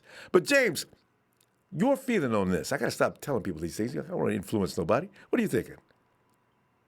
Well, realistically, I think we're fine just where we're at with the players we have because to bring in Jalen Ramsey, so many of the other callers have hit the nail on the head. Yeah, let's not forget, he is very talented. I wouldn't say that he's one of the best because a healthy Jason Verrett, to me, is a lot better than Jalen Ramsey. That's just my opinion. A healthy Jason Verrett. And I do believe if we were to sign Jalen Ramsey, it would be like really just throwing away money just because maybe we have it. And at the end of the day, because who are we going to move? They're not going to move Tavares Moore, hopefully, as long as there's no injuries. Well, Jalen can't play safety anyway. Yeah. Well, they're not going to get rid of Jason Verrett, and because I believe that they're believing that Jason Verrett will possibly be the replacement for Richard Sherman in the next year or so. That's what I was thinking. As a veteran player. And at the end of the day, Akello is starting to, okay, some guys don't get it in 2 years. Some guys, it takes 3 years of football. But what we're starting to see is a whole different, reinvigorated Akello Witherspoon. And he's playing good football right now, and very confident. And I mean, he's had a small miscue here and there, but something you could live with because the good play outweighs that so far. But I don't see it's too many other people that are in line that we really have to take care of because as this offense is starting to bloom and it's evolving and it's very potent. Okay, and it's very aggressive. We paid Jerick McKinnon, but guess what? The last caller hit the nail on the head, and the caller before that about Matt Breida, because Breida is going to have to get paid. Yes, he'll be going. we're going to have to give him a fifth-year option and going to have to get him signed. And let's not forget George Kittle and DeForest Buckner. They gotta work one or two of them now. I'll tell you what, I'll say it like this. The way the production of the offense right now, if they could stay healthy, I would say like around game 11, hopefully. If Breida's got like possibly 1,000 yards or I can see that too. 1,100 or something like that, they better start talking to him and extending him now, because this team right now is a team that, of all the teams out there, I'm telling you right now, you don't have too many teams that have a very efficient offense as well as a very efficient defense. We've come to that point, and it's only going to get better. And as far as I believe in Justin's school, and some people's, the chat, the conversation this evening has been about, maybe Kyle's going to get him some help. Hey, he played 19 snaps in that game. Jimmy Garoppolo didn't even have a serious pressure with Justin's school over there. Now, with the rest of the offensive line and him playing, I think for the time that Staley's going to be out, let's not forget, Sean Coleman is the swing tackle that we're looking to get back as well. So you can't be signing up a whole. Yeah, that's true. I forgot about him. That's what I'm talking about. You can't, because Coleman's under contract. We traded for him. And School in the preseason played really good football. He was a little high in that first game or so. Pad level. But he got his pad level. He got his pad level down. He started to look more like a starting offensive lineman. And right now, I look at it this way. We moved on from Joshua Garnett because I think they could see it in School. And let's not forget, the 4 seasons at Vanderbilt, he gave up 2 sacks and 500 and something snaps. James, That's quite impressive. James, 1 sack, 1. And that was to one of the premier players in college, and the guy you like, and Jonathan Allen. Yeah, and it's the only guy. Yeah, and let's not forget, he was stonewalling Mickey. Yeah, he stonewall Mickey. So I ain't mad at him at all. Because this is things they got to start finding out now, because it's so many players coming up that's producing for this team. We got to get them signed. And got to get them and keep that money in the bank, because it ain't necessary to move. That's right. James, we got to stop. That's right. Yeah. Yes, sir. And I'm gonna be Thank you for what you do, Ronbo. Thanks, James. Have a great evening. Thank you for the platform you provide, and of course, my score for Sunday. If you coming back tomorrow? Well, you can give it to me. We can take it now. Yeah. Because we're going to do that tomorrow. I'll give it to you now. I'm going to say 52-12. James went all up into the 50s. We could have had that if it wasn't for the flags last week. So you know what? Of course. And I know you got to go too, but 72 points in 2 games, plus we left 4 touchdowns out there. Hello. Yes. I agree. 72 points. That's 100 points in 2 games. We could just stop holding. You don't tell how many points. All right, fam. That's right. All right, Ronbo. Nana for life. Have a great evening. See you tomorrow. Be blessed. You too, fam. Nice. See, I thought about 50, but I said, that's a lot of points. I'm not used to that yet. I need to see him do that once, though. I'm already talking 40. So, hey, Justin, you got a 100-point game? What? Oh, no. I'm saying my hamstring. It really hurts. We're going to be NBA scores soon. 49ers win today, 120 to 17. I can't believe there's another Justin in this call. I can't believe there's another Justin. I thought it was you. When you called Justin, I got confused. I'm like, huh? Geez. And even it sounded like me, too. I was confused. I was like, huh? And did you say to yourself, he thinks he's me? Justin, Trey, what do you got going on in the background? I got some noise bleeding into your mic. I do. I was watching the game, and my God, the penalties, man. These penalties for the NFL this year are ridiculous. And 15 Justin, in the first half. And here's a funny thing, Justin.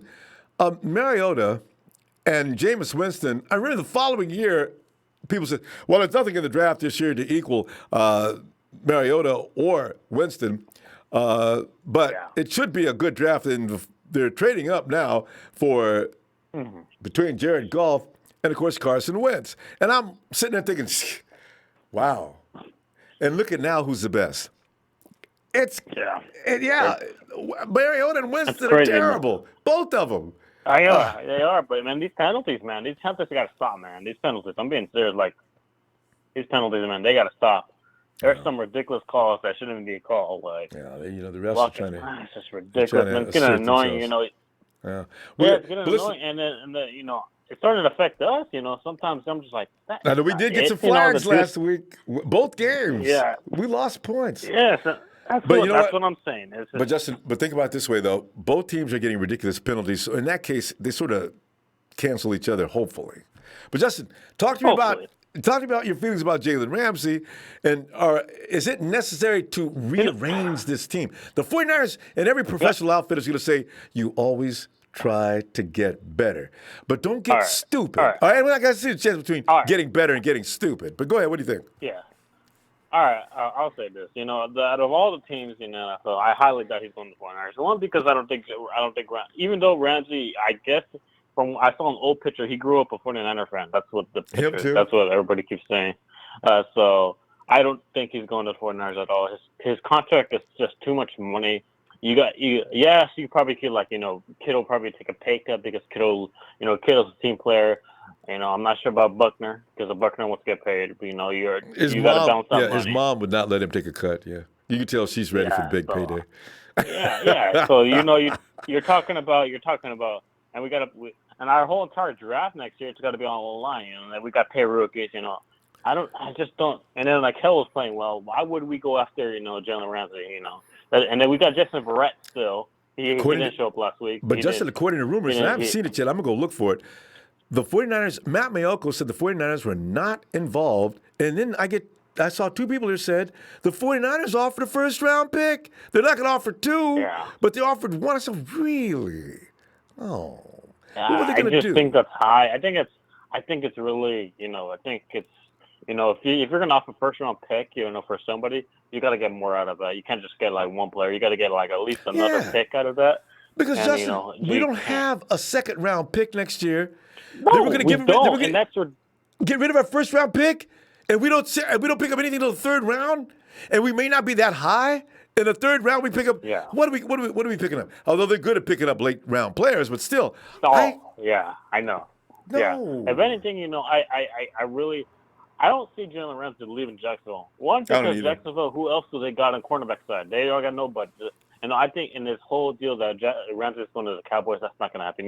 Because he already said he hates it. He hates the Cowboys. Yeah, he's not going to play for the Cowboys. So that whole, I don't. Honestly, I'm going to say this right now. Ramsey ain't leaving the Jags. He's probably going to sign his I agree. I feel like they're going to work it out. They're going to work it out. And Doug Marrone will probably be fired at the end of the season because it's been a long time coming. Because it was his fault anyway. Yeah. So I'm saying that don't buy into this hype. The only thing I'll do is a Jamal Adams trade. Jamal Adams. I like Jamal. I do. From day one. I want him from day one. Can you imagine if we took Jamal Adams over Solomon Thomas? Oh, I knew he was going to. Our secondary. I knew he was going to go there. You know how many people were mad that night, though? You had thousands of Jamal Adams fans. I was saying, man, you know what? I could have had Christian McCaffrey because I was all about offense that year, right? And look at all of us, all right? Jamal Adams is doing a great job in New York. Christian McCaffrey is a premier running back in the NFL now. I'm telling you. Oh yeah. I just you said it beautifully. Like when it happened, you said it right. Like it was like why did we draft him? We had Ronald Blair, we had. I believe we had Aaron Lynch that year too. I think we still had him. He's still fresh. Well, everybody said he was going to come and take Eric Armstead's job, and I said, "Oh, guys, really? We got." But anyway, Solomon's looking okay this year. It is what it is. It is what it is. Yeah, it is what it is. It is what it is. I guess Solomon Thomas has stepped up. He got his first sack last week against the Bengals. got his first sack, and congratulations to Solomon Thomas. I'll give credit where it's due. He got his first sack. We got to do it. All right, but I still got to see more. I still got to see more out of him to make sure that he because I don't want to be like, oh man, I want him to see more out of him. He's gonna have a breakout year to show me hey, there's a reason why we took him number 3, because right now it's looking like another bust, and it's really we gotta wait. Give it a few weeks. But Justin, we're gonna go because it's getting late. I tell you what, tomorrow I'll be looking for you. Oh yeah. I wanted to give a huge shout out to Jerry and Russo. They just started their podcast, so if anybody's listening, in fact, they do that a little listen. So check them out. I understand that Jerry Fresh. They do it's on Fresh's page. So click that Jerry Fresh, get some fresh perspective, and get Russo as a bonus. All right. Yeah. And I do want to say thank you. I want to say thank you, Robono, because you give us a platform, and you do give me the platform. You allow me to not stress over school right now, because school, college is really stressful right now, especially how it is right now. So I am allowed to, breathe it a little bit in and out, when I come on the show. So I do want to thank you all for that. So glad to be of help, fam. Shucks. Appreciate you saying so. Yeah. All right. See you tomorrow if you get a chance, then. All right. Good night, Justin. Yeah, and good night. All right. And the Niner you love to hate, 5-1-0. Thanks, fam. He's got a score down there already, 37-17. See, fam, pretty soon, if the 49ers score over 40 points or near 40 points, and they be saying things, 49ers win this game 41-10 tonight, and they finally got over that 17. But let's look at this for a minute. The 49ers actually got flagged out of 3 touchdowns. It's like James said, when the 49ers stop getting those flags, do you realize that's in the 60s? If the 49ers put 60 points up on anybody this year, I'm going to lose my mind. I really am. Because we said it in week 2. Man, the 49ers are scoring, so now it's easy. Nighthawk.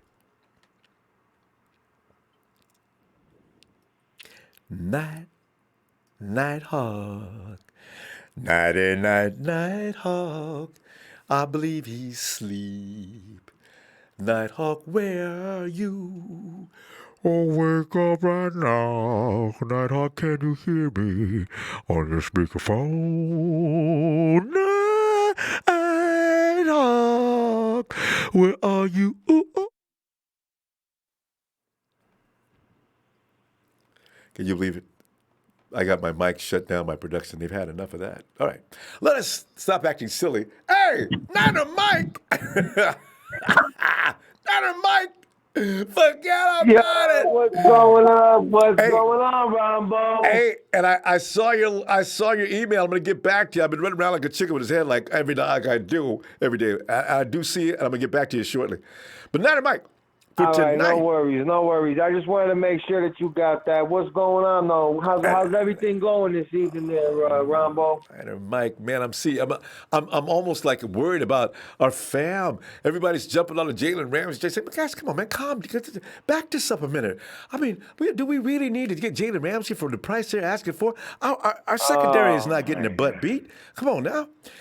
All right. Well, look, this would be my take on the whole Jalen Ramsey deal. All right. Look, this is the deal. Is he good? Yeah, he's good. All right. He would be an upgrade from Achilleo Witherspoon. That's a fact. All right. Achilleo is playing better though, and they're not going to do that because I think personally it's going to send the wrong message to the rest of the team. Yes. And I don't think that's something that they really want to do. He's really fought back. He's busted his ass. But in the long-term perspective, you got to understand, Ronbo, this is a kid that's going to just barely be turning 25 years old, this Ramsey kid, and he's pretty good. And, as good as Richard Sherman is, he's not exactly what you would call a long-term answer. And last time I checked, Lynch and Shanahan, they got 6-year deals. They don't got 3-year deals, and that's what Sherman has. Sherman's got a 3-year deal. So he's only really – going to be with us for another year. So in that, respect, you have to understand why they would possibly make a move for that. Now, that being said, is Jalen Ramsey a Deion Sanders? No. Jalen Ramsey is not a Deion Sanders. I've heard a lot of people make that comparison. They need to stop. I want to clarify that I need to clarify that real quick. Forget about it, all right? Forget about it. If you think that Jalen Ramsey is as good as Deion Sanders, well, guess what? You're hearing it from Niner Mike. You're a moron. That's it, plain and simple. Look, Deion Sanders, not only was he a shutdown corner, but Deion Sanders added points. He added points to your team. He scored, whether it was on defense as a corner, taking an interception back, or it was returning punts. He was accountable for points. He scored. He wasn't just a cornerback and a great shutdown cornerback, but he was that and some. And a lot of people like to forget about it. That's why he's called prime time, baby. And I'm grateful that he came to us for the year that we had him, and he helped get us our 5th Super Bowl, right? Yes, indeed. I'm still mad about him going to Dallas a few minutes later, but yes. Oh yeah. Oh well, of course. You know, he went for the money, Ronbo. But you know, that's the way it is, man. That's the way it is, especially in the new NFL. You know, the new NFL. But I tell you, look, it's going to be a good game. I think this is going to tell. Really, this is going to be a good test. Personally, I think for our offensive line, for the Justin School kid, I think. You know, it's gonna be a telltale sign. And I think after this week, then they'll figure out going through the bye week if they really do need to go out and do an extensive search, or possibly reach out to the Redskins and you know, trade for Trent Williams or something like that. You know, it's one of those things. They got to play it out. You know, that's my opinion on it. But Niner Mike, I tell you, man, the Snyder family. I mean, Daniel, if the 49ers even call anybody, especially if he thinks Kyle Shanahan's anyone, he will hang the phone up. The hatred is bitter. I mean, if Daniel could have a hit put on both Mike and his dad, he would if he thought it wouldn't be traced back to him. I mean, this dude hates him so bad. I mean, it's real serious. So people can forget about Trent Williams. You're right. You're probably right. The chances of that ever happening are slim. But I do feel like we have a few assets at 2 positions, particularly in the running back and in the defensive line, where we could possibly pull off a trade with somebody for their tackle, you know, if need be. Maybe not Trent Williams, but somebody, you know, that might be able to help us out. But they're going to make a lot of judgment. You know, hey, at the end of the day, I know Pittsburgh's got a lot going on. But their little front line there is pretty formidable, as Russell Wilson and the Seahawks found out. Now the Russell Wilson and the Sea Chickens, you know, they're not as good as we are, especially up front on the line. Honestly, the offensive line gained a little bit of my respect this past week, in my opinion. I feel like they did pretty good. They held up solid. They created lanes. They gave Garoppolo time on play actions to hit, you know, long, deep routes. And, you know, it takes time for a lot of Shanahan's plays to develop, and I thought they did a pretty decent job. Now, that's with Staley in there, so we'll have to see how they look on Sunday afternoon. Because that, Mike, actually, the same Bengals, they dropped Wilson at least 2 or 3 times the week before. Jimmy came out with a clean uniform. Not even once. Yeah. So I'm not even. It was sparkling clean. I know. I see it right along with. No, it was a great game, great call game, and I think there could be another one for sure. The only real concern I have on our defense right now is D Ford. That and Tartt's toe injury. You know, because they tell you they play it down like it's little. You know, but we talked about at the beginning of the season. We had to wrap Tart and Jimmy Ward up in bubble wrap, you know, in between games. Yeah, just to get them. Got to wrap them up in bubble wrap to get them in between games, you know, to make sure nothing happens at practice or anything like that. Getting on the bus, you know, going for a meal. Got to watch out, you know. Got to watch out. But Mike, hey, we're gonna go. I tell you what, I'm gonna go ahead and let you roll on, Ronbo. But I just wanted to call in, make sure you got my email there, because you know. I don't do the whole technological things that too much, you know what I mean? So, you know, I normally get a good job on that. Let me know, direct line, and I'll be able to get right in touch with you, all right? All right, fam. All right, Niner Mike. Have a good night, fam. All right. Hey, Ronbo, you too. Hey, shout out Niner Empire, Niner Faithful, all you red and gold till you're dead and cold out there, baby. That's what I'm talking about. Everybody, much love, much respect. Have a good rest of your week, and I'll talk to you on Sunday, baby. Right, Mike. Right, fam.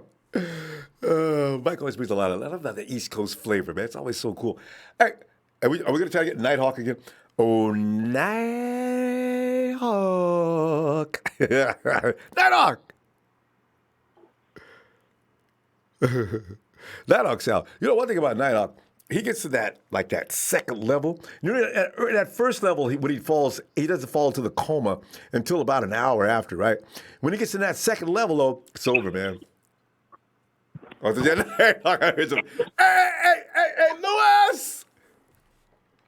Yo, Ronbo.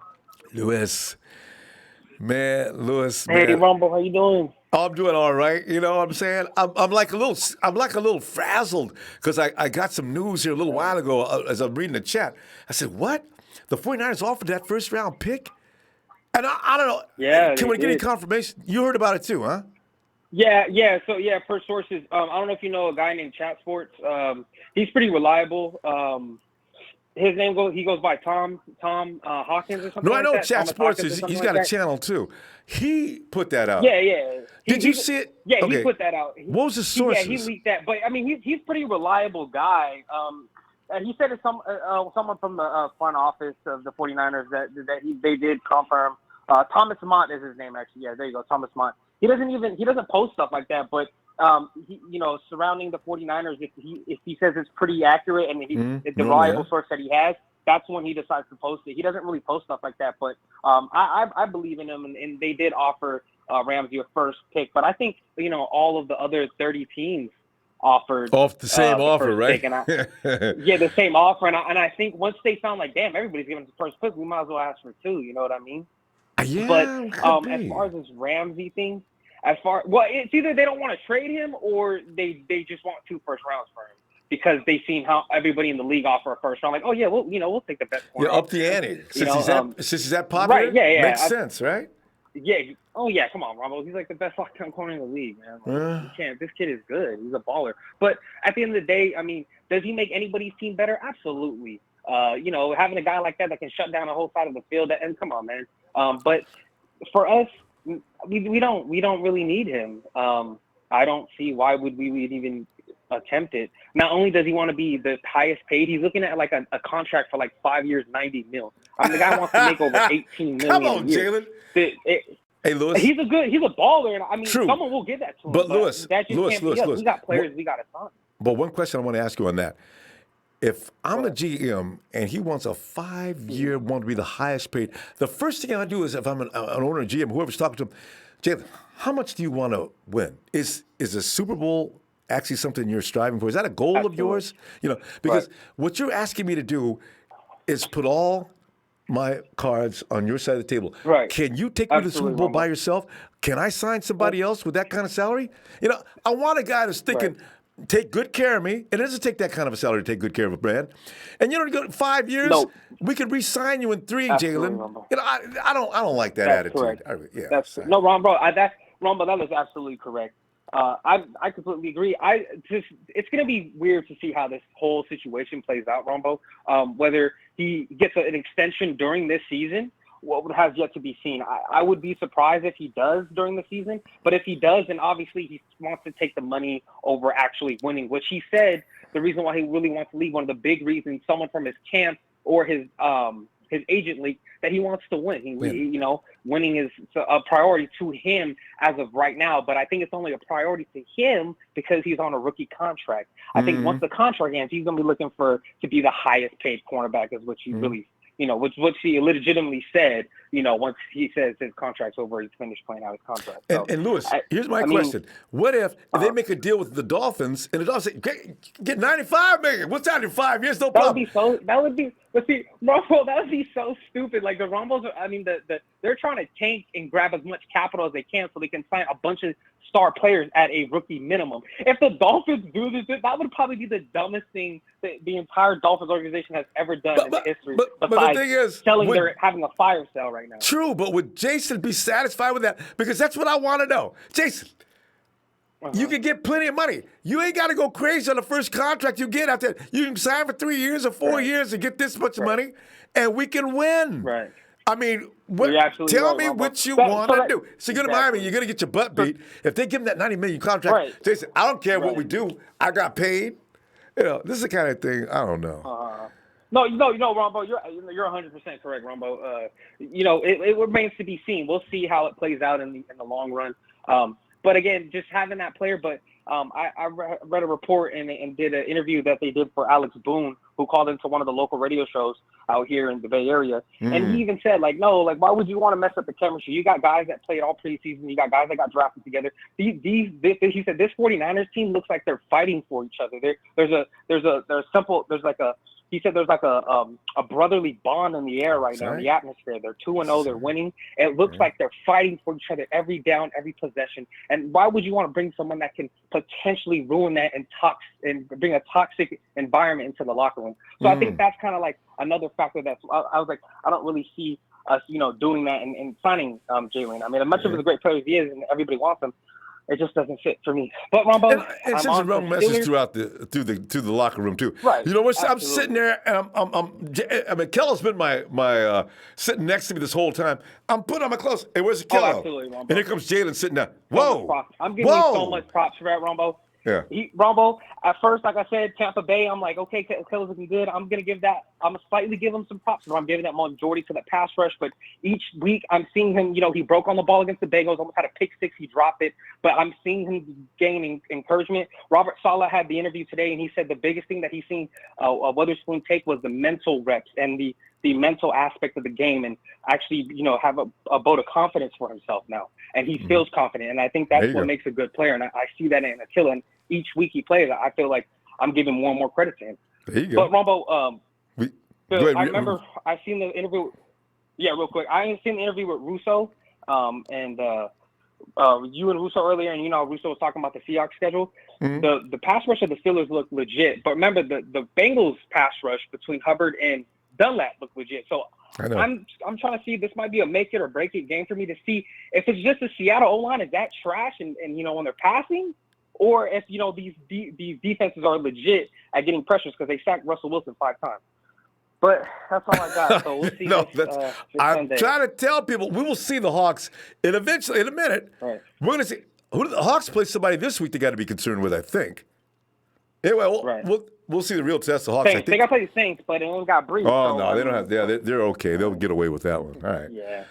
All right, Lewis. All right, Lewis, you also drop me a line, Lewis. Ronbo Sports at gmail.com, will you? Ronbo Sports at gmail.com. Okay, definitely, Ronbo. All right. And Ronbo, school, I'm gonna be watching school. If he gets bullied, I say we go get Vita Vitae from the Eagles. They drafted Andre Dillard last year, first round pick. He has not started a game for them yet. We go get Vita Vitae. He's versatility. He plays all 4 positions on the line, both guards and both tackles. If school gets bullied, I mean, hey man, he made that playoff run protecting Nick Foles' blind side, and they won the Super Bowl with him at left tackle. So you never know. But shout out to my TNT family. Thank you, Ronbo. I will hit you later. And I'll see you tomorrow, and I'll give you my score predictions, man. All right, fam. Be looking for you. All right. Have a good night. There's Lewis. Hey, Russo! Come on in, man. What's up, Ronbo? Russo, man, and we talked about it a little bit already. The Jalen Ramsey, I call it, is it a plague? Is it a fashion? What's going on there? I mean, we talked about it a little bit, but you know what? After seeing the effect that it's had on so many, Russo, give me your perspective on this, just to reiterate on what you said. Yeah, I guess before I get into that, I just wanted to say once again, I appreciate you having me on and everything like that. Oh, I appreciate it. Yeah, I enjoy talking to you, and we all love the show, so definitely I appreciate you having me. And the whole Jalen Ramsey thing, I mean, for me, it's pretty simple.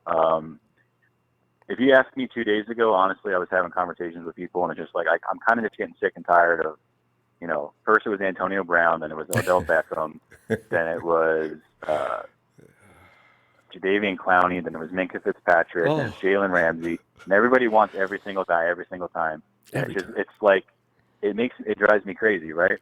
And then I woke up yesterday and I started digging around, and I saw that the 49ers were actually interested, and they had made some phone calls, and it was speculated they made some reports.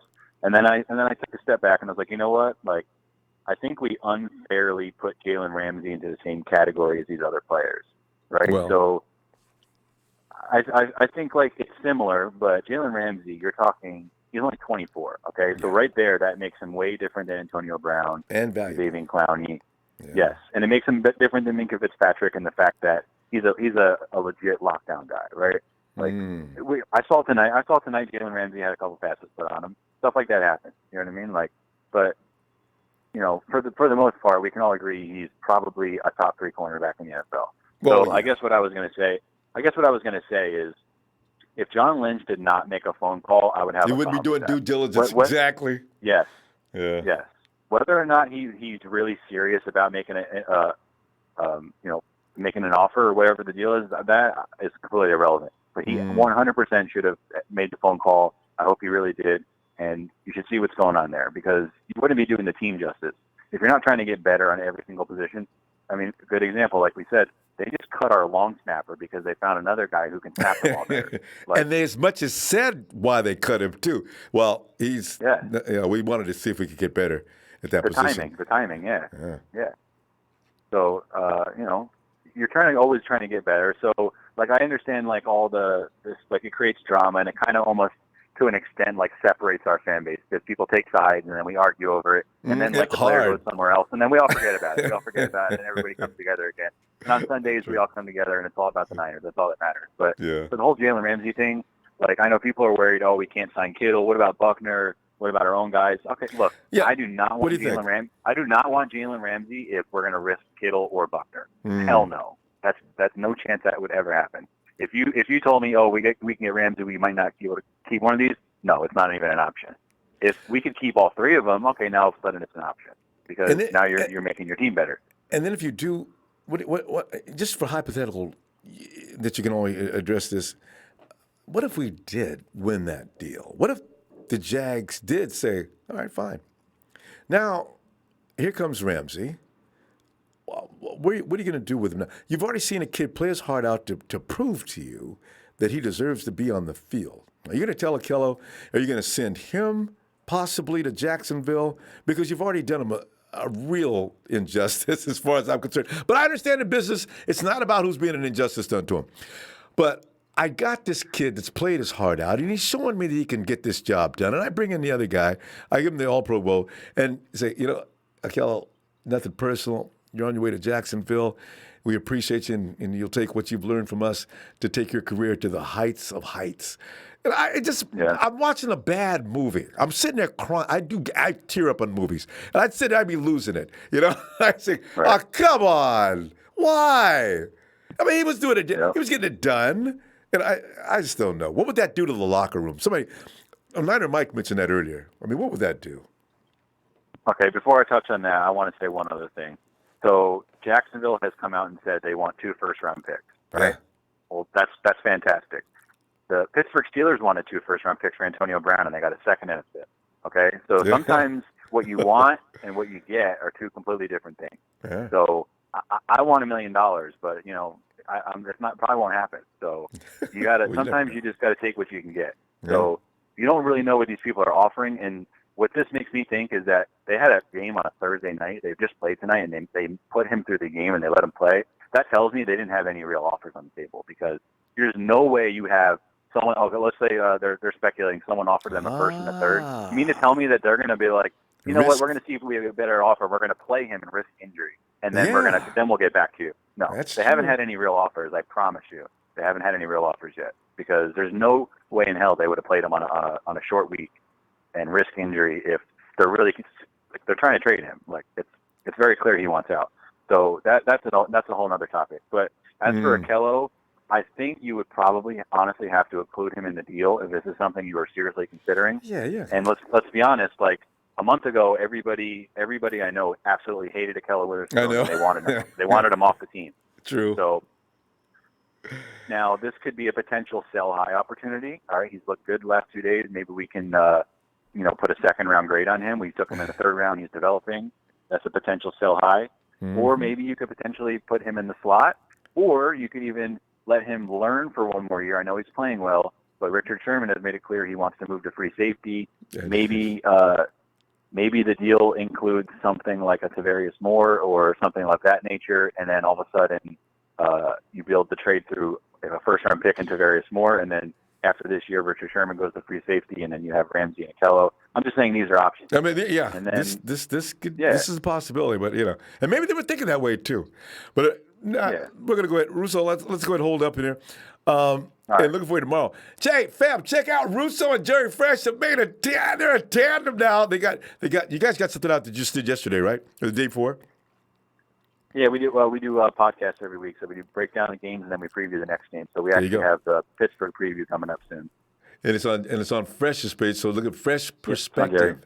So Jerry Fresh, PHRESH. You'll see him right in the chat. And also Russo, SF49. He's got his own channel as well. Both of them know their football, as you can see. All right, Russo. All right, bro. I appreciate it. Talk to you later, fam. Yeah, my pleasure. All right, bro. Have a good night. You too. Oh man. And this is the thing, man, with Jalen Ramsey. But it'll take. We'll probably. This will all be blown over by tomorrow. But I don't know. Hit you up tonight and see what you were thinking on this. Hey, Casey. Yo, Rombos. Casey, how you doing, man? Hey, Ronbo. Yo. Man, what a week, man. Oh man. We're gonna have a lot of these every day, waiting for Sunday, man. It's looking good. And Casey, have you noticed, it seems like the road is being paved for us? I mean, what are the odds of Roethlisberger going down just before we get to play him? And you look at Jameis Winston is turning to I don't know what over in Tampa Bay, and Andy Dalton and the Bengals. AJ, how did AJ go down? That's crazy. And then we get Roethlisberger dropping. Lots of injuries, man. I heard Tampa Bay's not doing too well. I heard Real Talk Perez broke his throat. Who? Real Talk Perez. I just realized. I thought you were talking about a player.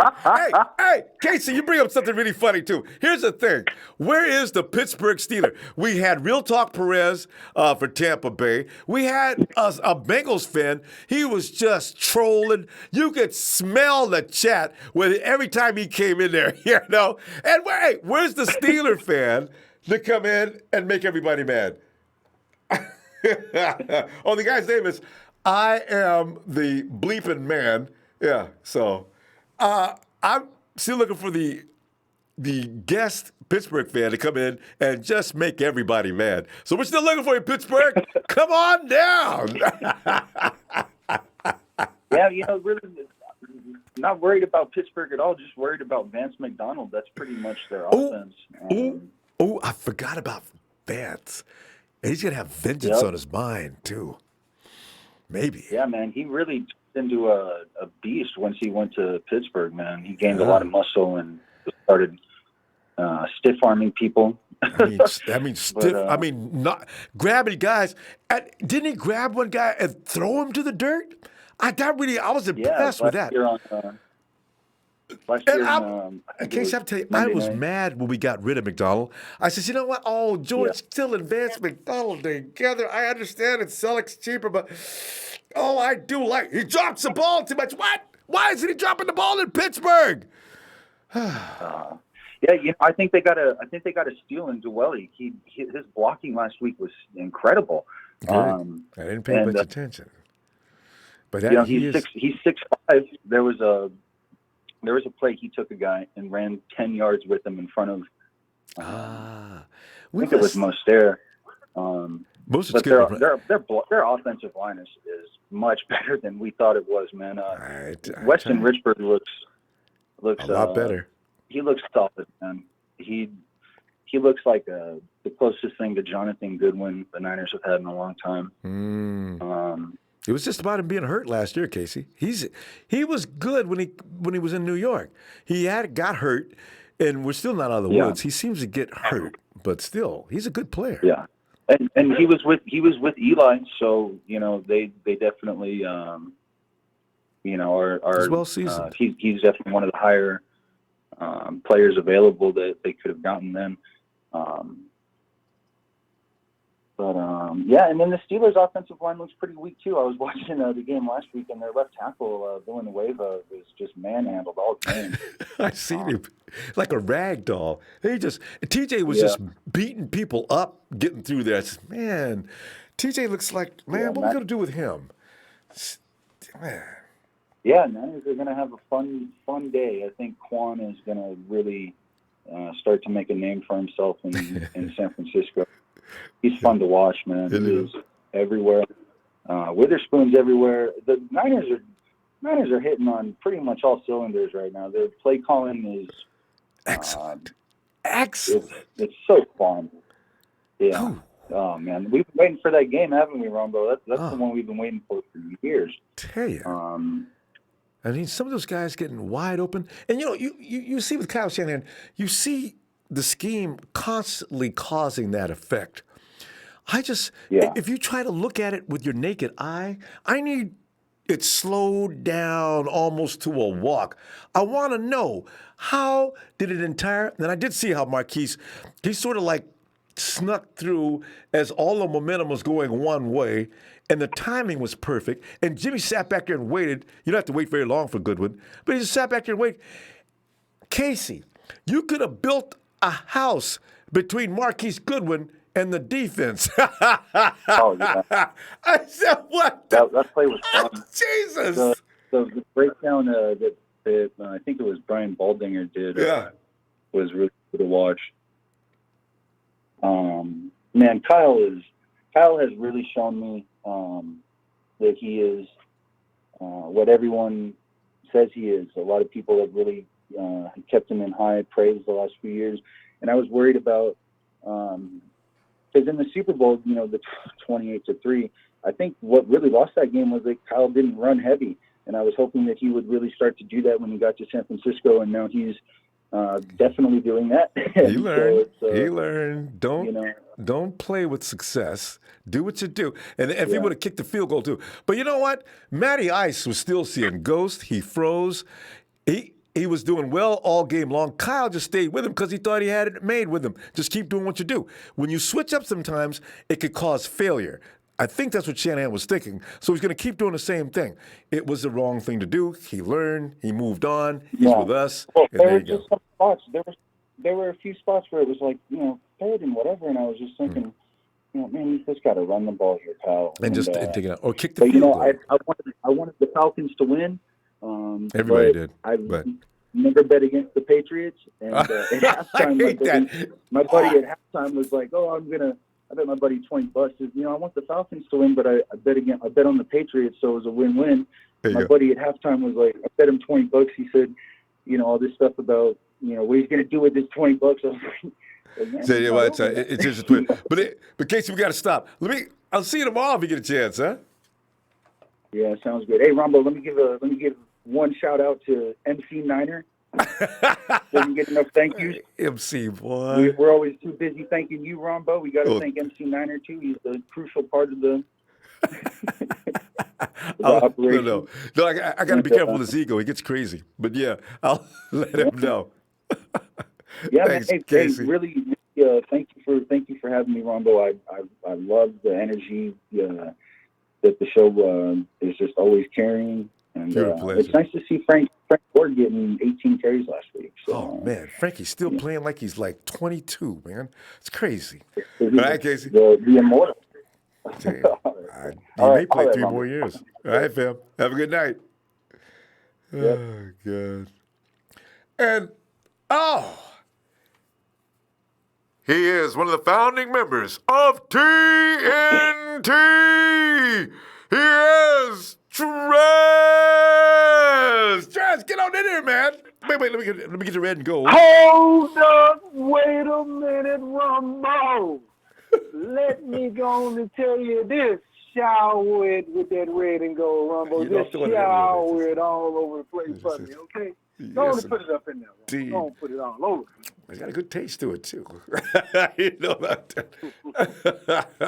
Trez! Ronbo, we're going to make it fast and quick because I know you ain't got that much time. So we'll make it fast and quick, okay? All right, because I ain't going to hold you all night. Okay. First of all, hey, shout out to TNT. Ronbo, let me tell you something. Great points by Dre. Great points by Russo. You see, that's why we are who we are. We are the best thing going today. You know what I'm saying? Like Rick Flag used to say, woo, whether you like it or love it, baby, we're the best thing going today. Here you go. TNT. You know what I'm saying? Different perspectives, Rumbo. We give you all the different perspectives. But let me play devil's advocate, Rumbo. Let me go on and play devil's advocate right now. All right. I want some Jalen Ramsey. I knew you were going to. I felt it coming. I knew you were going to say. I want me some Jalen Ramsey. I want me some Jalen Ramsey. I do, Rumbo. I said, I do. Now, let me Everybody does, Trez. But you're going to have to make a sacrifice, Trez. Now, wait, who are you going to get rid of? Because you can't keep them all. Rumbo, look here. We got a lot of dead weight on the team. We got to move on from anyway. Jimmy Ward, we got to move on from. That's $9 million right there. We got to move on from. Well, that's true. It's some money on this book and on this roster that we got to just move on from. You got to drop more money than that, though. We got some money to drop, Rumbo. Please believe. We got some money to drop. Now, look, Dre made a very good point. Very good point. He said, when you got a core group of guys that's been together for this long, you know what I'm saying, you kind of want to stick with that. It's turning. The point is turned. You know what I'm saying? We're moving in the right direction. These guys are stepping up. They getting everything. The scheme is working correctly. Okay. It takes forever to Great get point right there. Great point. Great point. I totally agree with that. 100 on that, Dre. But win mode now, Rumbo. We are in win mode now. Okay? I'm sick and tired of waiting, man. I am just sick and tired of waiting. Okay? That's just the bottom line. You know, we need to be all in like the Rams were. You know when the Rams went all in? They went and got everybody. Ndamukong Suh. They went and got both corners. They already had Aaron Donald. They went all in, Rumbo. It's time we do the same thing. We need to go all in. Shit, it's our turn. Everybody else done did it. You know what I'm saying? And let me tell you something, Rumbo. You play to win the game. That's what we do. We play to win the game. It's nothing else, Rumbo. We played to get to the Super Bowl, Rumbo. The Rams went all in. They went to the Super Bowl, Rumbo. But what did Will say? Win it. But what did Will say? They scored 3 points and they broke. And they had nothing to do with the defense, though, Rumbo. They had nothing to do with the defense. That's all offense. Well, listen, guess what, though? Trez, there's nothing wrong with your. Right? There's nothing wrong with your defense, though. That's what I'm saying. It's not like if we don't get Jalen Ramsey, it's going to stop us from winning any games. Ronbo, listen to me. If you had Jalen Ramsey to this, oh my God, we just went to the next level, Ronbo. We just went to the next level. Think about it. I'm thinking about how much money it's going to cost, and I can't buy no free agents. I ain't going to have no first-round pick. I need an offensive lineman. I need some other things. He is not priority one. Look, we're going to address all that. When time comes, we will address it. But we got a lot of dead stuff on the books that need to go anyway. McKinney needs to go. How much money we got dead with him? He needs to go. You can, like I said, move on to Jimmy Ward. That's money off the books need to go. You already counted him once. You got to get somebody else now. No. I'm saying I got you 2 right there, and let me go down the roster, and I can find you about 3, 4 more. So it could be done. You know what I mean? It could be done. I want to be just like the Rams. I want to go all in, and I want to go to the Super Bowl, Rumbo. I want to go to the Super Bowl. I want to be like the 49ers. Trez, use another example. Don't, not the Rams. That team ain't going nowhere. I tell you something else, too, Trez. The 49ers going to beat that Rams' butt. I'm telling you.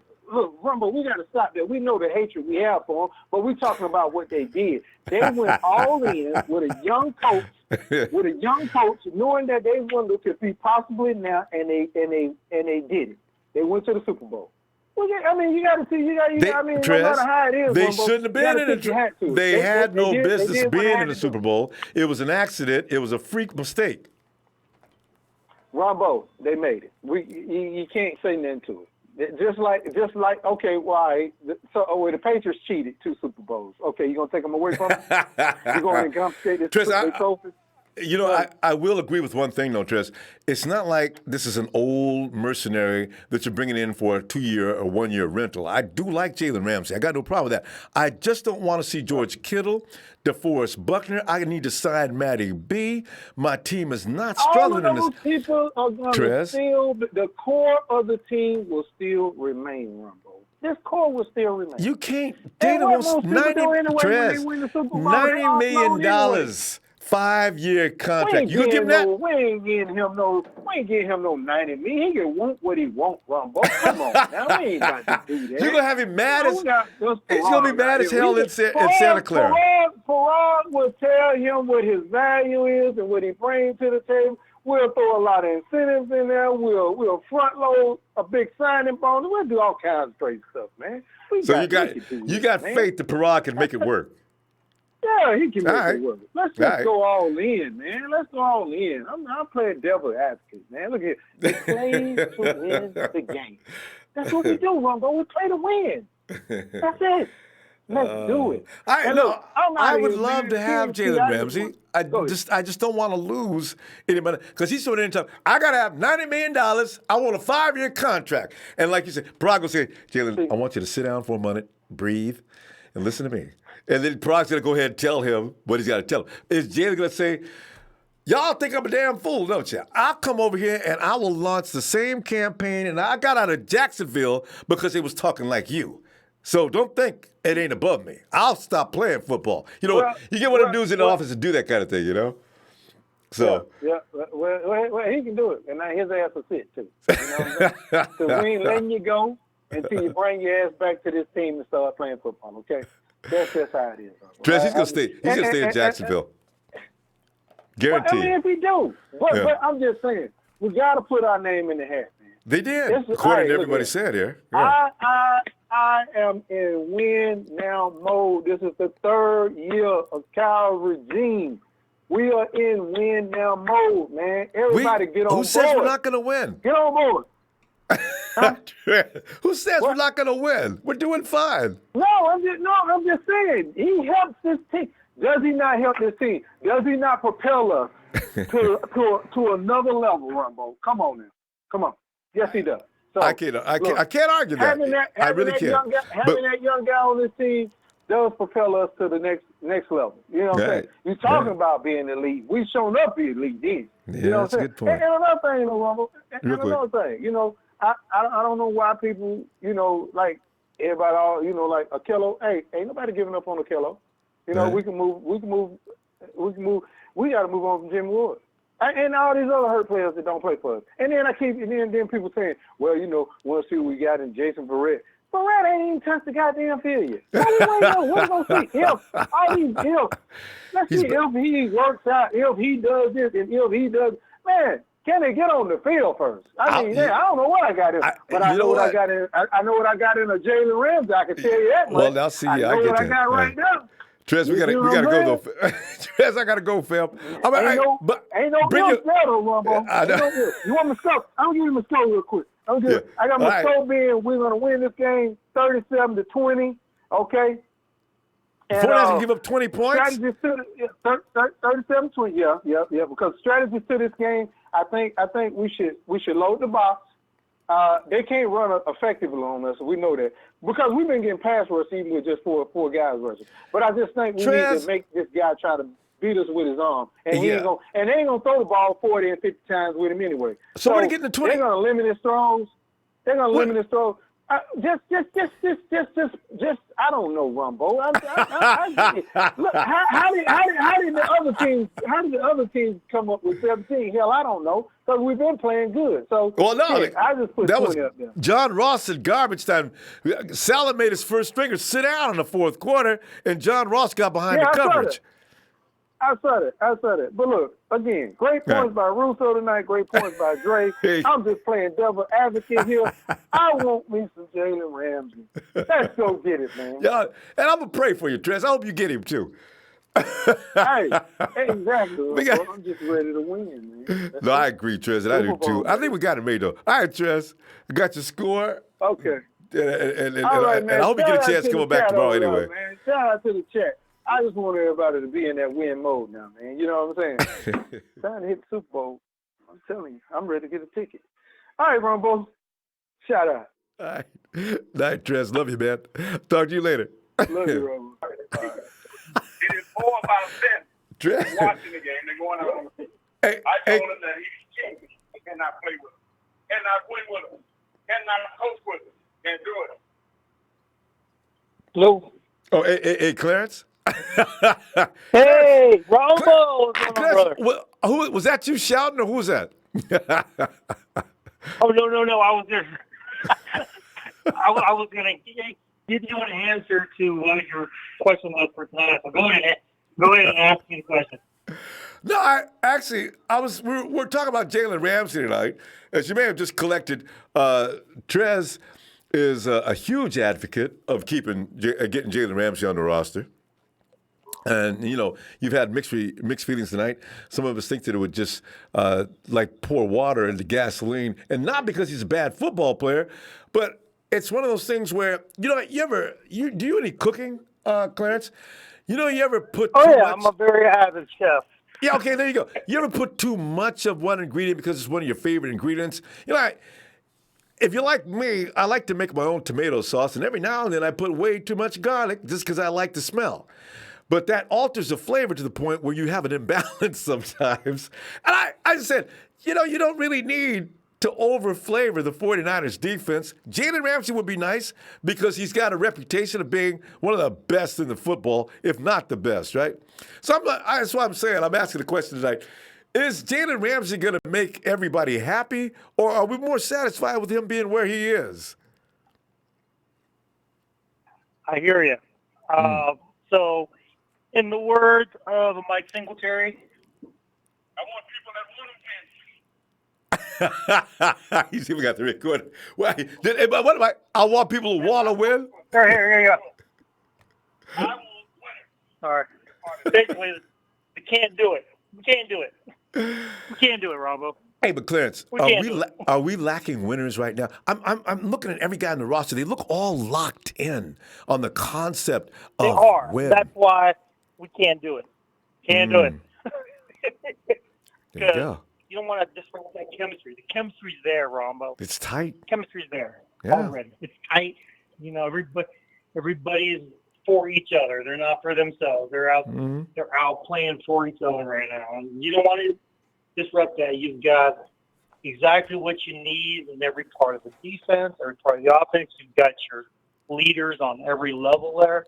You've got Buckner leading the D line. You've got, in essence, Quan leading your linebacking core, and you got Sherman leading all the DB. Yeah. So you've got that leadership in place. You don't want to necessarily disrupt that by bringing in Jalen Ramsey. Is he a great athlete? Is he an excellent corner? Yes. Oh, yes. But is he the right corner to be with this team? I don't know. And at the risk of having to sign him for an enormous amount of money and possibly reducing the core and not being able to sign key pieces. And like I said, you're going to sign Buckner, you're going to sign Kittle, but there are other key pieces that you're forgetting about.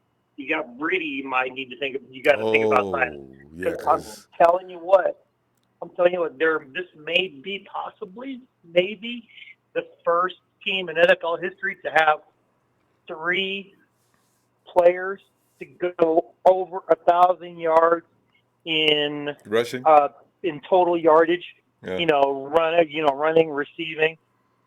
There could be a possibility of that, having 3 players to be able to do 1,000 yards and 1,000 yards and 1,000 total scrimmage yards. Excuse me.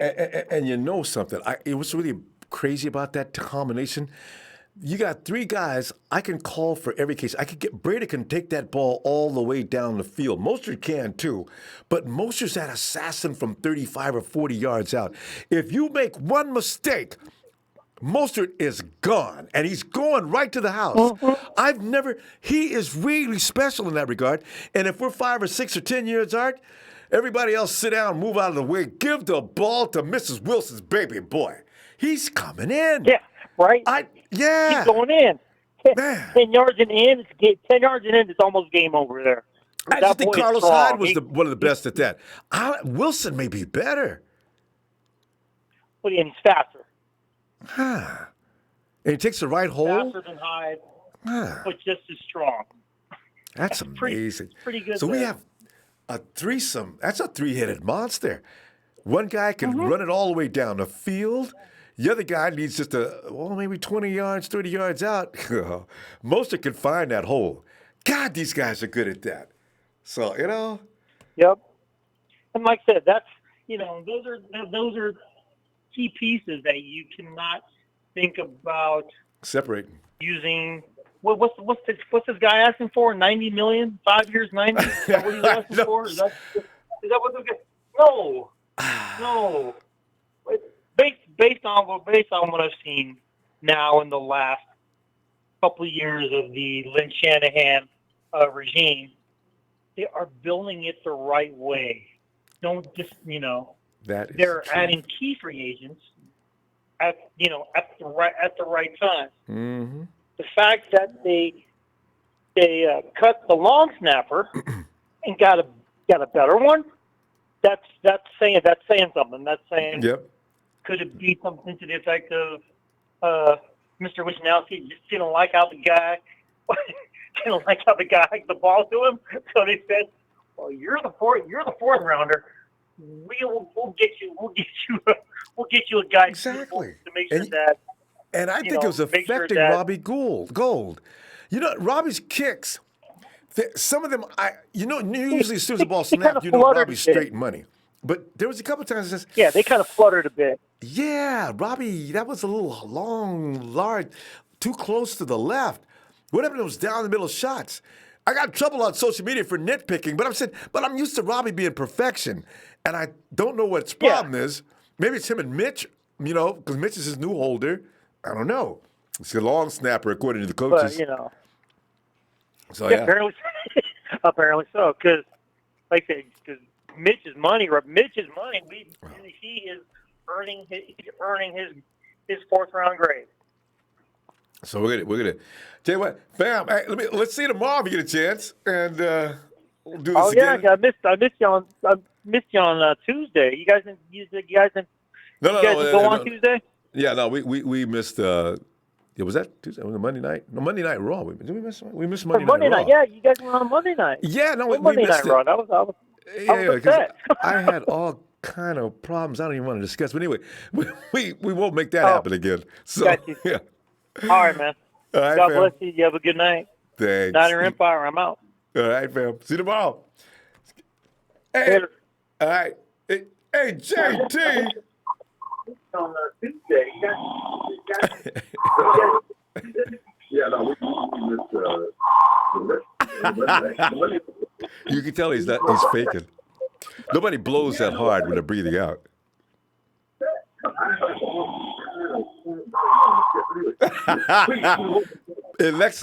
I've seen cartoons do that, but I've never seen a real human do it.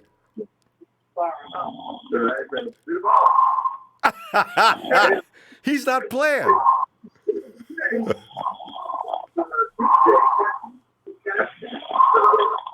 I mean, he saw that long. Go, please. Boink. JT. Wake up, JT. Let me call a play. And the ball now at the 42-yard line. And they got a bunch of formation on the left, including Dante Pettis, Marquise Goodwin, and Deebo Samuel. On the right side, George Kittle's taking on the flankers. The ball snapped. And Jimmy G runs up the middle for 15 yards. And man, he slides. Jimmy G pulled out of nowhere a shocking play. JT's out. All right, JT was sorry it took so long. We'll come back to you tomorrow. All right. Let me, Monty says, hey, We need to give Spoon a chance. I fully agree, Monty. Give the kid some time. Verrett has to get healthy, and we have has some versatility in the backfield with Ward, etc. And go fam. Yeah, all right. And Coach Tim, he says, it's not open to debate with me. I know what the guy is all about himself. Let another team have him. If he was all that right now, he'd have better ratings than Witherspoon, and he doesn't. Good point. Coach also says, I would rather sign an offensive lineman than a cornerback, and that's a big need. DB isn't. I wholeheartedly agree with that. We had depth at the beginning of the year, too, in offensive line. It just all went down. So we're walking on thin ice with offensive linemen. They're bringing guys into Santa Clara. You see all those names already they've got coming into camp and checking them out and see if any one of them is worth the thing. But, if they were, they wouldn't be coming in to see what John Lynch is talking about. Mr. Blackeye says, we playing good, though. I wouldn't give too much for one player. Besides, like Ronbo said, do the dude want to win, guys coming off a rookie contracts, they do want to get paid. I understand that, but the emphasis is so strong, it's kind of scary.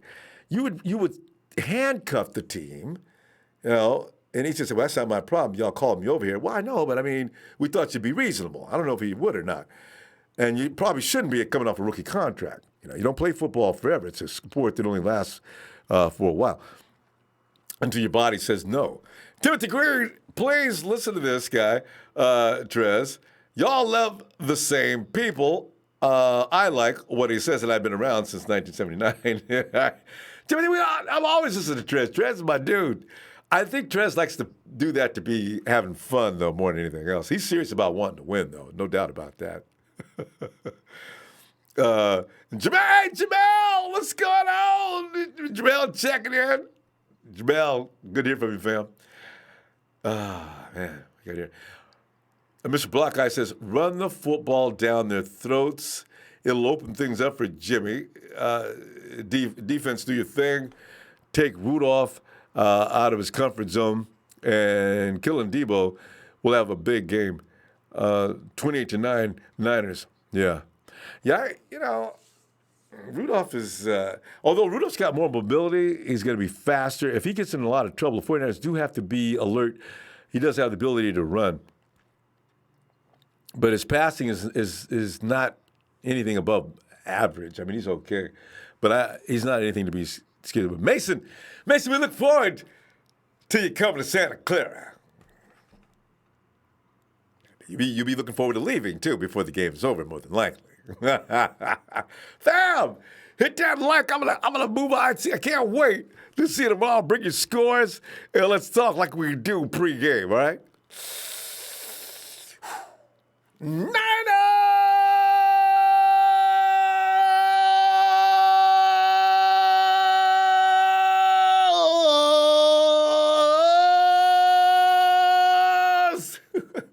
Night, Lisa.